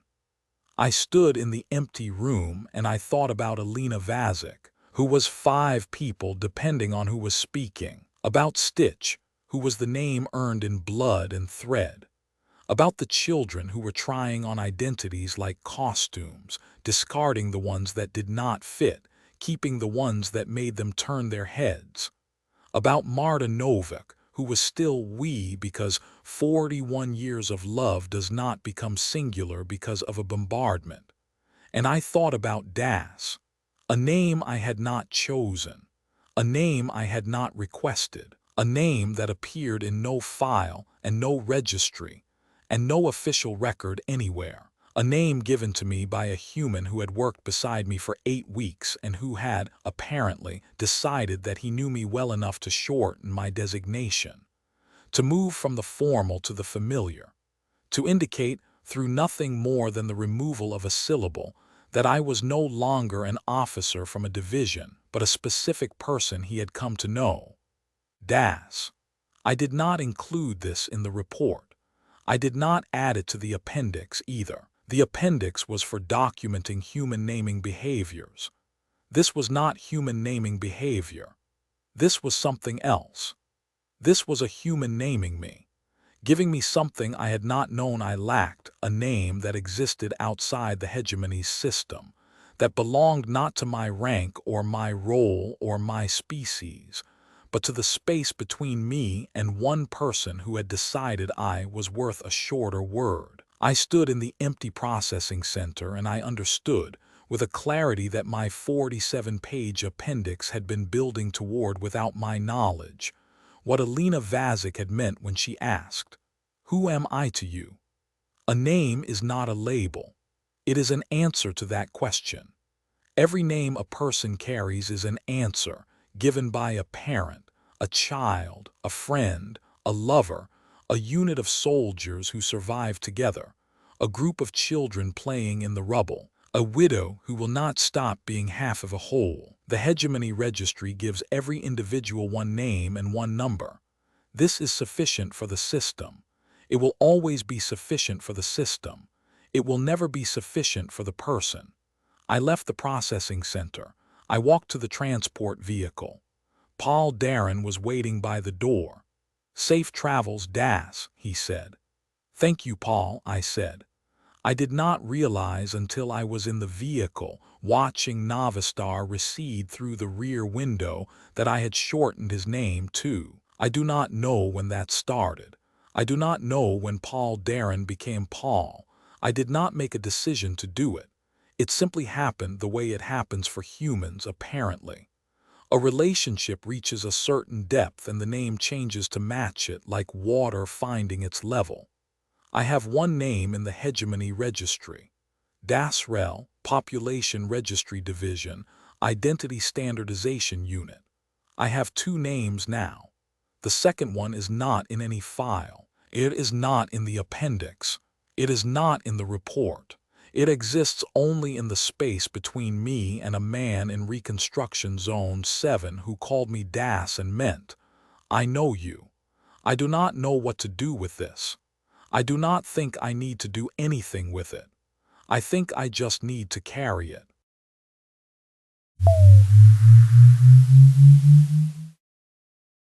The recipe. The assessment every species requires nutrition. The system optimizes it. I have conducted nutritional assessments for the Hegemony Nutritional Assessment Division across 4 species and 9 reconstruction zones. The work is systematic. Every post-conflict zone presents the same fundamental challenge: disrupted food supply chains, populations subsisting on inadequate or imbalanced nutrition, local food production operating below capacity. My role is to assess the current nutritional status of the zone population, identify deficiencies, and recommend optimization protocols that will bring caloric intake, macronutrient ratios, and micronutrient levels within hegemony standard parameters. The methodology is straightforward. I catalog existing food sources, agricultural output, stored supplies, aid distributions, local production. I analyze nutritional content. I identify gaps between what the population is consuming and what they require for optimal health. I recommend adjustments, crop substitutions for higher nutrient density, preparation methods that preserve rather than destroy essential compounds, distribution schedules that ensure consistent access. It is precise work. There is a satisfaction in it. the conversion of nutritional chaos into ordered, measurable sufficiency. A population that was malnourished becomes nourished. A food system that was wasteful becomes efficient. The numbers improve. The health metrics follow. The system works. I arrived in Reconstruction Zone 12, a temperate agricultural region, population approximately 310,000, moderate war damage concentrated in urban centers, with 2 assistants, a portable analysis laboratory, and the expectation that I would spend 6 weeks conducting a standard nutritional assessment. The supply chain disruption was within expected parameters. The caloric deficit was manageable. The agricultural capacity, though reduced, was sufficient to support the population with proper optimization. What was not within expected parameters was how the humans were using their food. My initial survey began in the primary settlement, a city called Mirova. I toured the food distribution centers, the communal kitchens that had been established in the larger shelters, and the emerging private food preparation operations, small enterprises that humans were reestablishing even before infrastructure was fully restored. The distribution centers were functioning adequately. Caloric allocation met minimum hegemony standards. Nutrient supplementation was being provided where agricultural variety was insufficient. It was the communal kitchens that first drew my attention. The hegemony had provided standardized nutritional guidance for communal food preparation, bulk grain preparation, protein supplementation, vegetable allocation by nutrient density. The guidance was designed to maximize nutritional output per unit of resource input. It was efficient. The humans were not following it. In Shelter Block 7, a communal kitchen serving approximately 400 people, I observed the following. 2 women and 1 man spending 4 hours preparing a meal that, by my analysis, could have been prepared in 45 minutes using the standardized protocol.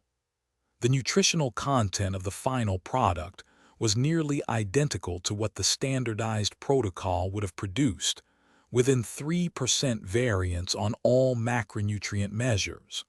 4 hours for a 3% variance that was nutritionally insignificant. I asked the kitchen coordinator, a woman named Mrs. Petrenko, why they were not following the standardized preparation guidance. She looked at me as though I had asked why they were breathing. "Because this is how you make it," she said. By assessment day 4, I had identified the source of the inefficiency: recipes. The humans had recipes, written instructions, some on paper, some in digital files, some apparently stored only in memory and transmitted verbally, that specified not merely what ingredients to combine, but how to combine them, in what order, at what temperature, for what duration, and with what degree of attention. The instructions were detailed to an extraordinary degree, and yet simultaneously imprecise in ways that made systematic application impossible. I collected 17 recipes from the Shelter Block 7 kitchen in the first week. A representative sample: Baba Yelena's bread, flour, water, salt, yeast. Mix until it feels right. Knead for as long as a song, the one about the river, not the short one. Let it rise until it looks happy. Bake until it smells like home. I read this 3 times.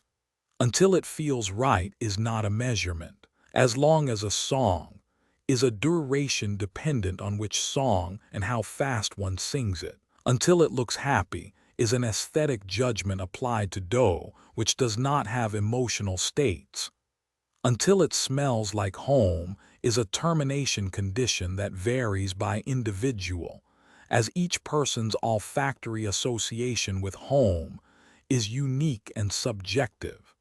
This was not a set of instructions. It was, I did not have the word for it yet.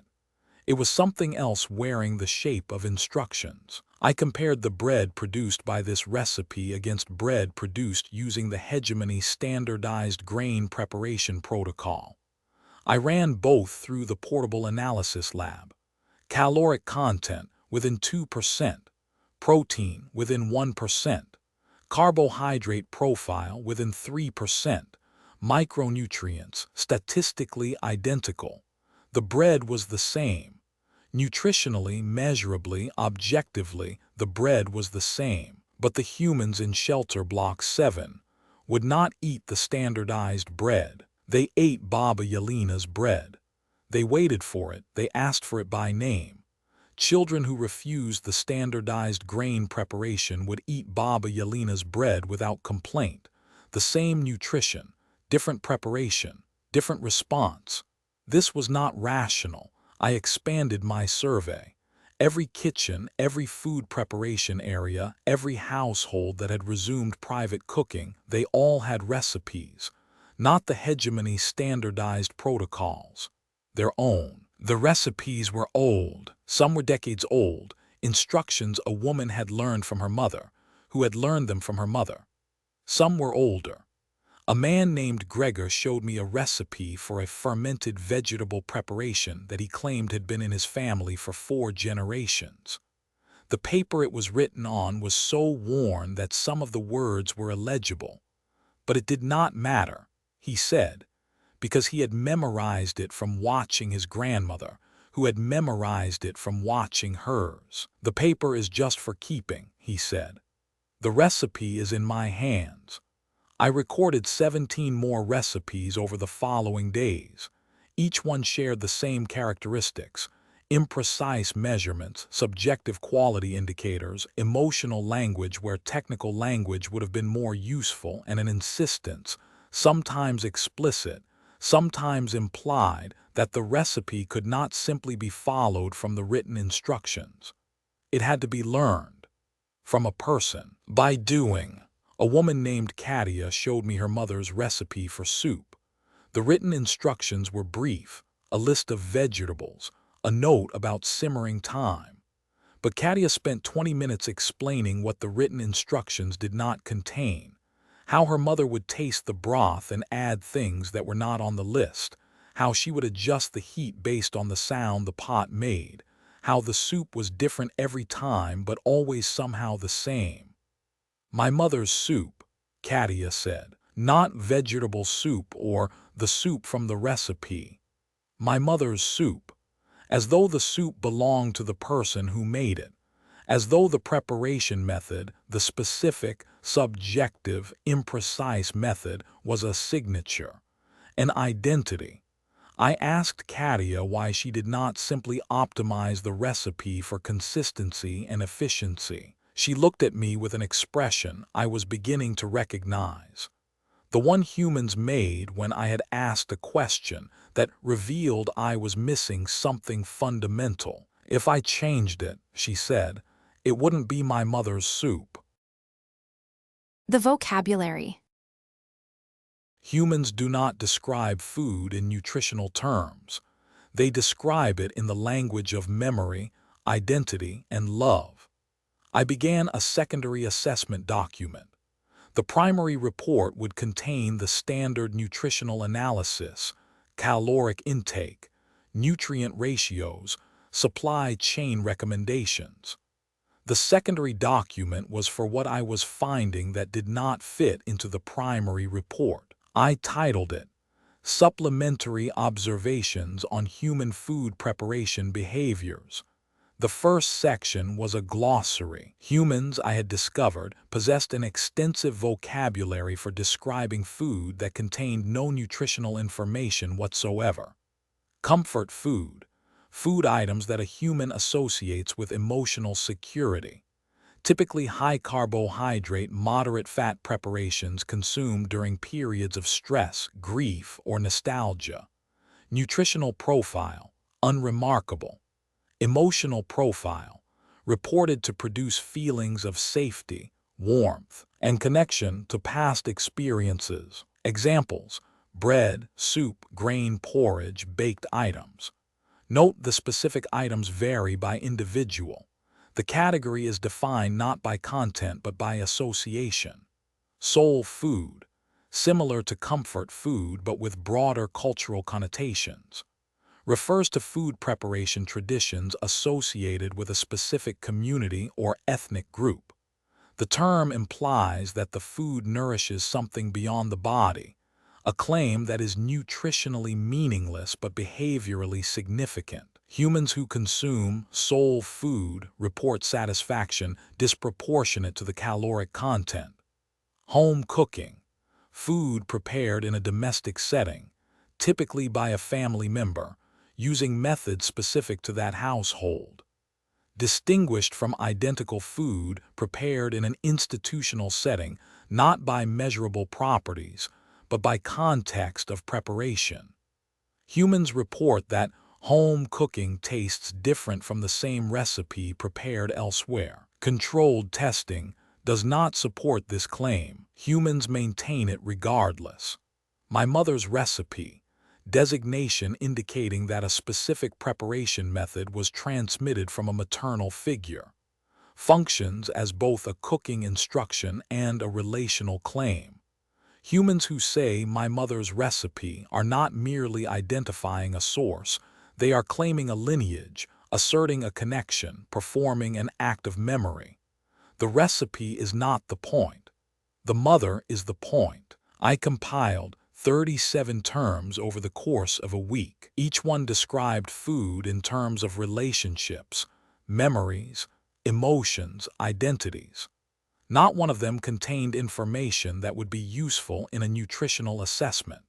And yet the humans behaved as though these terms described the most important properties of the food, more important than caloric content, more important than nutrient density, more important than preparation efficiency.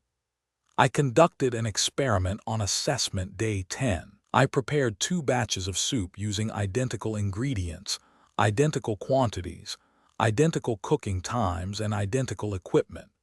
Batch A followed the hegemony standardized preparation protocol. Batch B followed Katia's mother's recipe, including the imprecise instructions, the subjective adjustments, the tasting and correcting that the recipe required. I served both to a group of 23 human volunteers. Blind tasting, they did not know which was which. 19 of 23 correctly identified which soup was the real one, not by nutritional analysis, not by chemical composition, by something they could not articulate but could apparently detect. This one tastes like soup, one woman said, pointing to batch B. That one tastes like ingredients. I analyzed both batches in the portable lab. The results were within 2% on every measurable parameter. The soups were, by any objective nutritional standard, identical, but they were not identical. The humans knew. They could taste something my instruments could not measure, some quality imparted by the method, the attention, the imprecision, the subjective adjustments that made one batch soup and the other ingredients. I recorded this finding. I did not know what to do with it. My assessment framework measured nutrients. It measured calories. It measured efficiency. It did not measure whatever was in batch B that was not in batch A. I was beginning to suspect that the most important thing about human food could not be measured at all. Baba Yelena was 81 years old. She had been the primary bread maker for Shelter Block 7 since the first week of the Reconstruction. Before the war, she had been a retired schoolteacher who baked for her neighborhood. Before that, she had been a schoolteacher who baked for her students. Before that, she had been a girl who stood on a stool in her grandmother's kitchen and learned to make bread. She had been making bread for 75 years. I had been observing her kitchen operation for 2 weeks. She was, by my assessment, the most nutritionally inefficient food preparer in the zone. Her bread took 6 hours from start to finish.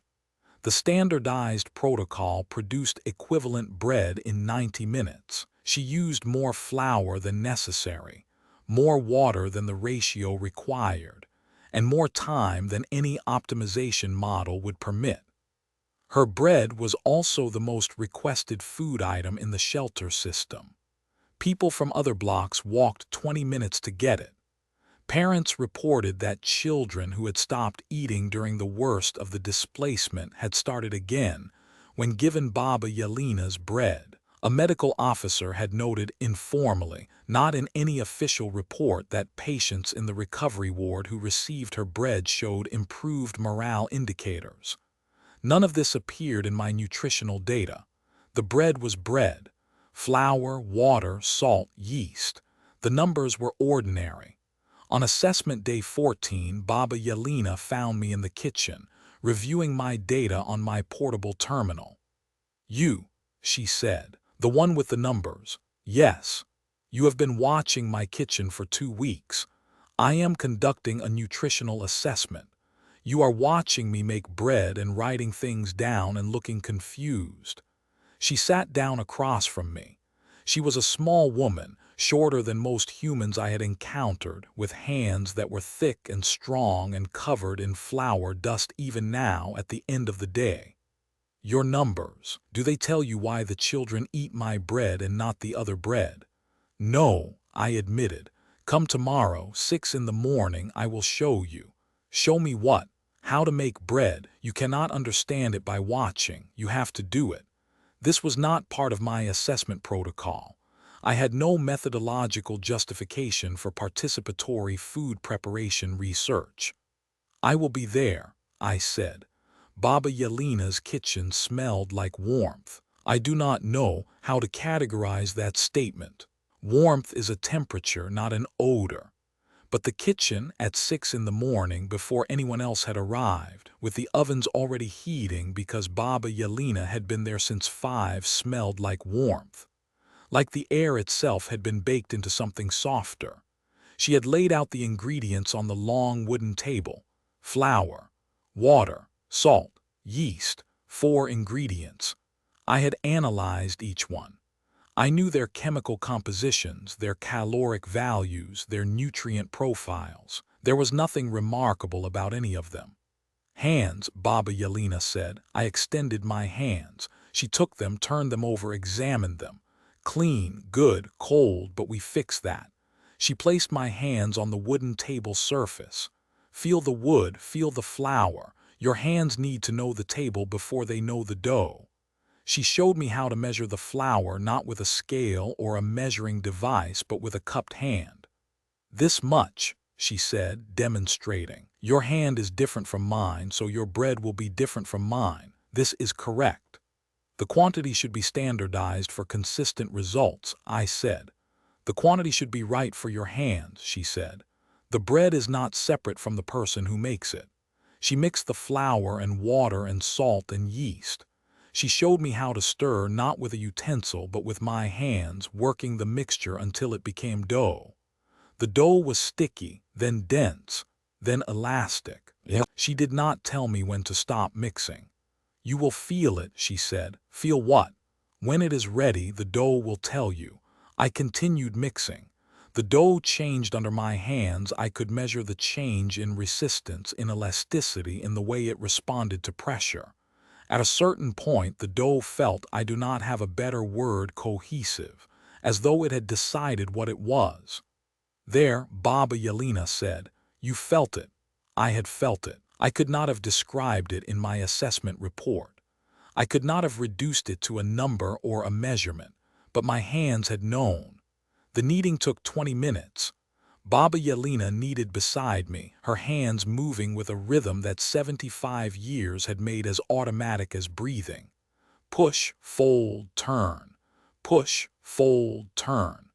Her dough moved under her hands like a living thing, responding to her pressure, shaping itself to her touch. My dough was less cooperative. It stuck to the table. It tore when I pushed too hard. It refused to hold its shape when I folded it. "Gentle," Baba Yelena said. "You are fighting it. Don't fight. Talk to it. Talk to the dough, not with words, with your hands, gentle pressure, steady. The dough doesn't know you yet. You are strangers. Be patient." I adjusted my pressure. Slower, steadier. The dough stopped tearing. It began to respond, to hold its fold, to push back against my hands with the elastic resistance that indicated gluten development. My grandmother told me, Baba Yelena said, kneading without looking, that bread is patient food. It cannot be rushed. The yeast needs time. The dough needs time. The baker needs time. Everyone in this kitchen is learning to wait together. The yeast is not learning. The yeast is doing what yeast does. You are learning to let it.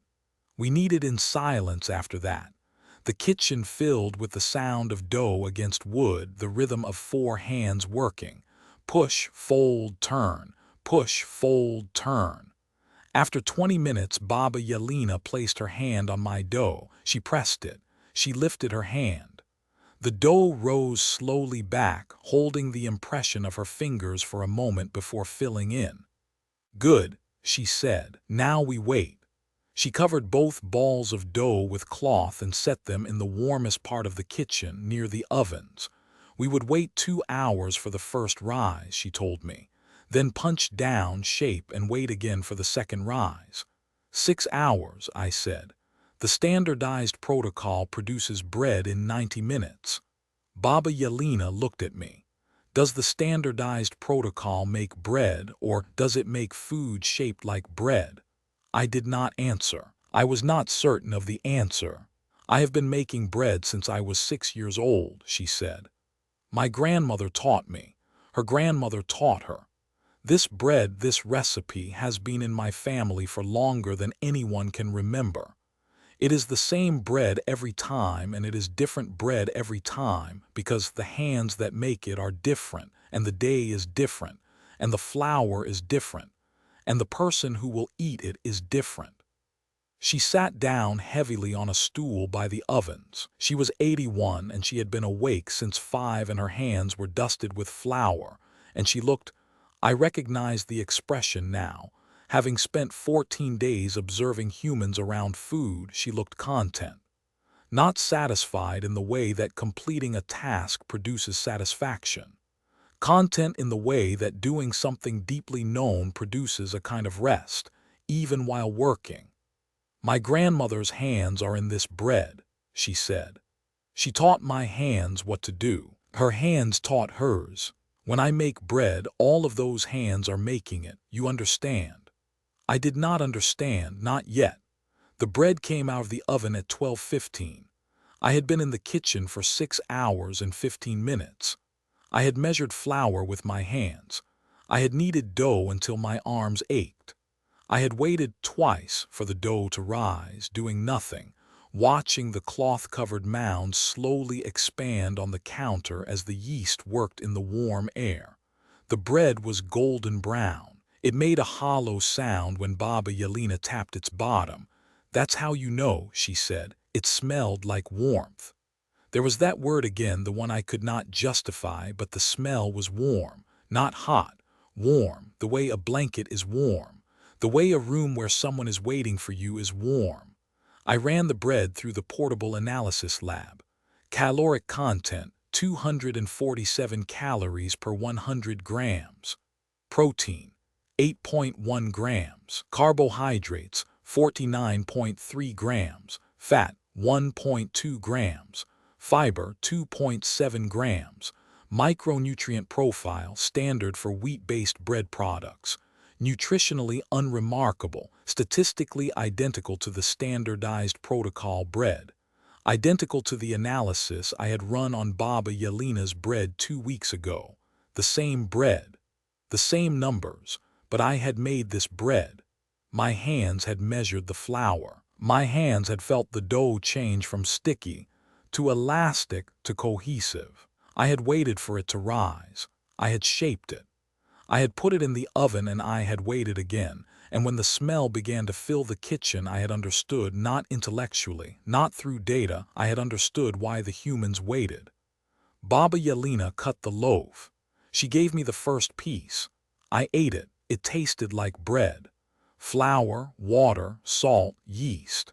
4 ingredients transformed by heat and time into something the body could use for energy. It also tasted like 6 hours of my attention, like the sound of dough against wood, like Baba Yelena's hands showing my hands what to do, like her grandmother's kitchen, present somehow in the shape of the loaf, in the particular density of the crumb, in the crust that cracked when I broke it.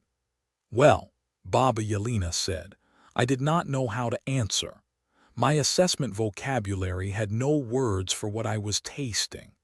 It is nutritionally adequate, I said. Baba Yelena laughed. It was the first time I had heard her laugh, and the sound was like the bread warm. It is bread, she said. You made bread. That is not the same thing as nutritionally adequate, and you know it. I did know it. I did not say so, but I saved a piece, wrapped in cloth, and took it back to my quarters. I ate it that evening alone, and it still tasted like the morning. The appendix. The assessment is complete. The numbers are clean. The appendix is 60 pages. I made bread every morning for 14 days. This was not part of the assessment.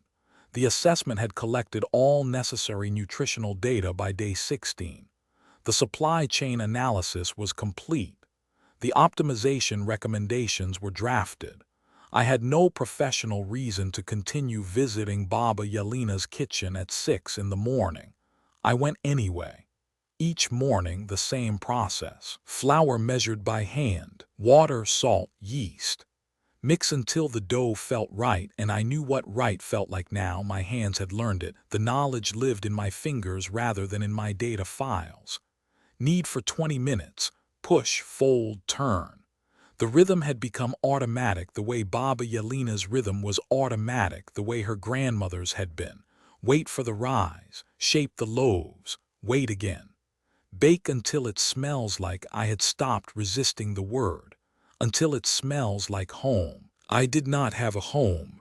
I had a quarters assignment in the Nutritional Assessment Division residential block, and before that a series of temporary accommodations in 9 reconstruction zones. None of them had smelled like anything.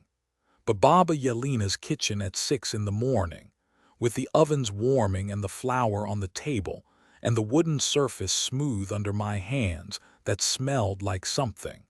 Like continuity. Like the same act repeated so many times it became a place rather than a process. On day 22, Baba Yelena sat on her stool and watched me knead without offering a single correction. You don't need me anymore, she said. The recipe is yours. I am following your instructions. The recipe is yours now too. I gave it to you. That is how recipes work. They are given, and then they belong to the person who makes them. My bread is not the same as my grandmother's bread, even though the recipe is the same, because my hands are not her hands. Your bread is not the same as my bread. It is yours. The nutritional content is identical. The bread is not identical. The hands are different. You put yourself in it. That is what the recipe carries, not instructions. People. I need it in silence. Push, fold, turn. When I am gone, Baba Yelena said, and she said it matter-of-factly as one states a logistical reality, this bread will still exist. In your hands. In the hands of the children I have taught. In any hands that learned from mine. The recipe is not on that piece of paper. The recipe is in the chain of hands. The paper is just so you remember to start. I began to see the recipes differently, not as inefficient preparation instructions, not as imprecise alternatives to standardized protocols, not as the irrational attachment of a species that confused nutrition with emotion. Recipes were records, each one documented not just a food preparation method but a relationship, who taught whom, in what kitchen, under what circumstances. Katia's mother's soup carried Katia's mother in every imprecise instruction, in every adjust to taste, in every you'll know when it's ready. The imprecision was not a flaw. It was the point. It required the next person to learn by doing, to stand beside the teacher, to receive the knowledge through presence rather than text. The recipe could not be followed from the page alone because the recipe was never meant to be followed from the page alone. It was meant to be given hand to hand, the way Baba Yelena had given it to me. Gregor's fermented vegetables, 4 generations old, the paper worn to transparency, the recipe in his hands, not on the page, the children in the shelter who had started eating again when given Baba Yelena's bread, not because the bread was nutritionally superior, but because it was made by a person who knew them for them, with attention and time and the accumulated knowledge of 75 years of hands-on dough. Comfort food was not a nutritional category. It was a relational one. The comfort was not in the calories. It was in the knowledge that someone had spent 4 hours making something that could have been made in 45 minutes, because the person eating it was worth 4 hours. My mother's soup was not a recipe attribution. It was a love letter disguised as cooking instructions. I sat in my quarters on assessment day 27 and reviewed my supplementary document. It had grown. It was no longer supplementary observations on human food preparation behaviors. I renamed it Non-Nutritional Food Values. It was 49 pages. The nutritional assessment for Reconstruction Zone 12 was complete. The official report was 14 pages. Executive summary. Population nutritional status within recoverable parameters. Caloric deficit addressable through supply chain optimization. Agricultural capacity sufficient with recommended crop rotation adjustments. Micronutrient supplementation to continue for 6 months pending local production recovery. Methodology. Standard analysis protocols applied. Findings.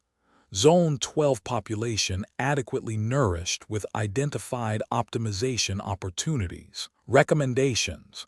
Implement standardized preparation protocols in communal kitchens to improve efficiency by 40%. Substitute 3 crop varieties for higher nutrient density alternatives. Adjust distribution scheduling for caloric consistency. 14 pages. Clean, defensible, useful.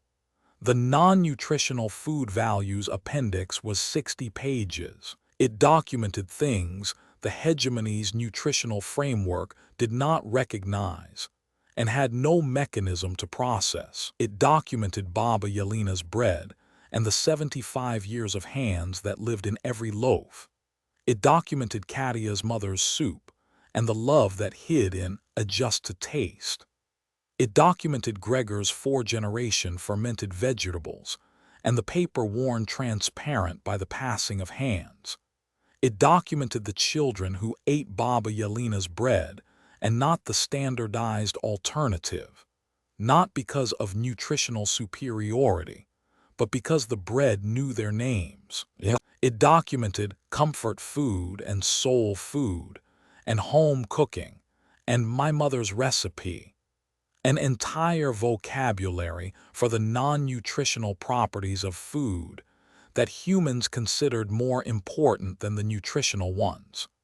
It documented the 19 out of 23 who could taste the difference between soup and ingredients. It documented what I had tasted when I ate bread I had made with my own hands, a quality that was not in the flour or the water or the salt or the yeast, a quality that was in the attention, the time, the learning, the lineage of hands.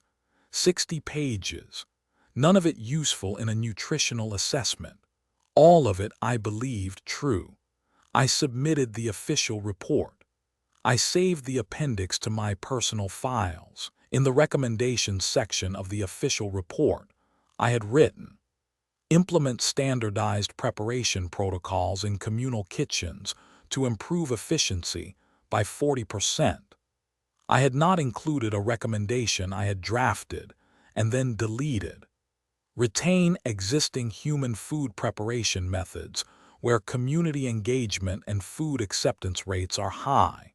even where these methods are less efficient than standardized alternatives. Non-nutritional factors may contribute to health outcomes not captured by standard assessment metrics.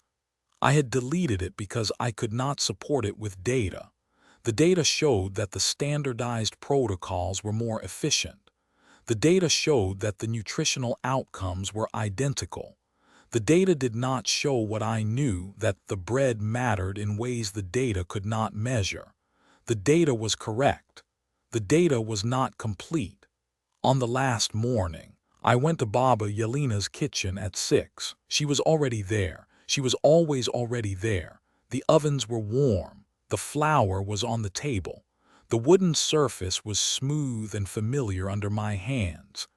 I had stood at this table for 14 mornings, and my body knew the height of it, the grain of the wood, the way the flour felt scattered across its surface. We made bread together. The last time. She did not say it was the last time. I did not say it. But we both knew my assessment was complete, that I would be reassigned, that tomorrow this kitchen would continue without me. Baba Yelena would be here at 5. The ovens would warm. The flour would be measured by her hands. The bread would be made. I kneaded beside her. Push, fold, turn. Our rhythms were matched now. 14 days had synchronized our hands, the way long practice synchronizes any two people performing the same act. She kneaded and I kneaded, and the kitchen was quiet except for the sound of dough against wood and the low warmth of the ovens. "You should write it down," she said. "I have the recipe. You gave it to me on the first day. Write it again, in your hand, your own hand." I did not understand. The text would be the same. The text is the same. The hand is different. When you write it, it becomes yours. When you read it later, you will see your own writing, and you will remember this kitchen and these mornings and the way the dough felt under your hands. The paper carries that. It carries you. Write it. After the bread was baked and cooled and cut, and I ate the first piece as I had every morning standing at the table, tasting warmth, I sat at the corner of the kitchen with a piece of paper and I wrote, bread. Flour, water, salt, yeast. Mix until it feels right. Knead until the dough pushes back, you will know. Let it rise until it is double in the warmest place you have. Shape with your hands. Let it rise again. Bake until it smells like the morning. I folded the paper. I put it in my uniform pocket. Baba Yelena watched me. She nodded. "Now you have it," she said. "Now wherever you go, you can make bread. And whoever eats your bread, they will eat this kitchen and these mornings and my grandmother's hands and your hands and everything that has passed between us over flour and time. The bread carries it all. That is what a recipe is." She paused. "It is not instructions, it is a chain, and you are in it now." I left Reconstruction Zone 12 on assessment day 36. My official report was submitted. My recommendations were logged. The nutritional assessment was complete, filed, archived. A clean document that would inform resource allocation and food system optimization for the zone's 310,000 residents. The non-nutritional food values appendix, 60 pages, was saved to my personal files. It would not be reviewed by any hegemony authority. It documented things the nutritional framework did not measure. The taste of attention, the caloric value of time, the nutrient density of a grandmother's hands on dough. In my uniform pocket, I carried a piece of paper. The paper contained a recipe for bread, 4 ingredients, imprecise instructions, no measurements, no standardized protocol, a preparation method that took 6 hours to produce a product that was, by every metric my division recognized, nutritionally unremarkable. I had made that bread every morning for 14 days. I would make it again tomorrow, in whatever kitchen I found at my next assignment. And the next day, and the day after that. Not because I needed the calories, not because the nutritional profile was superior, Not because any data in any assessment supported the expenditure of 6 hours on bread that was measurably identical to bread produced in 90 minutes. Because my hands knew the dough now. Because the rhythm, push, fold, turn, had become something my body carried the way it carried breathing. Because when the bread came out of the oven and the smell filled whatever room I was in, the room became, for a moment, Baba Yelena's kitchen at 6 in the morning, and I was standing at the wooden table, and her hands were beside mine, and her grandmother's hands were in hers, and a chain of hands stretched back through time further than anyone could remember, and I was in it now. A recipe is not instructions. A recipe is a lineage, a thread of hands across time. A declaration that someone once found something worth making and made it and showed someone else and said, "This is how. Now it is yours." The bread is nutritionally unremarkable. I carry the recipe anyway.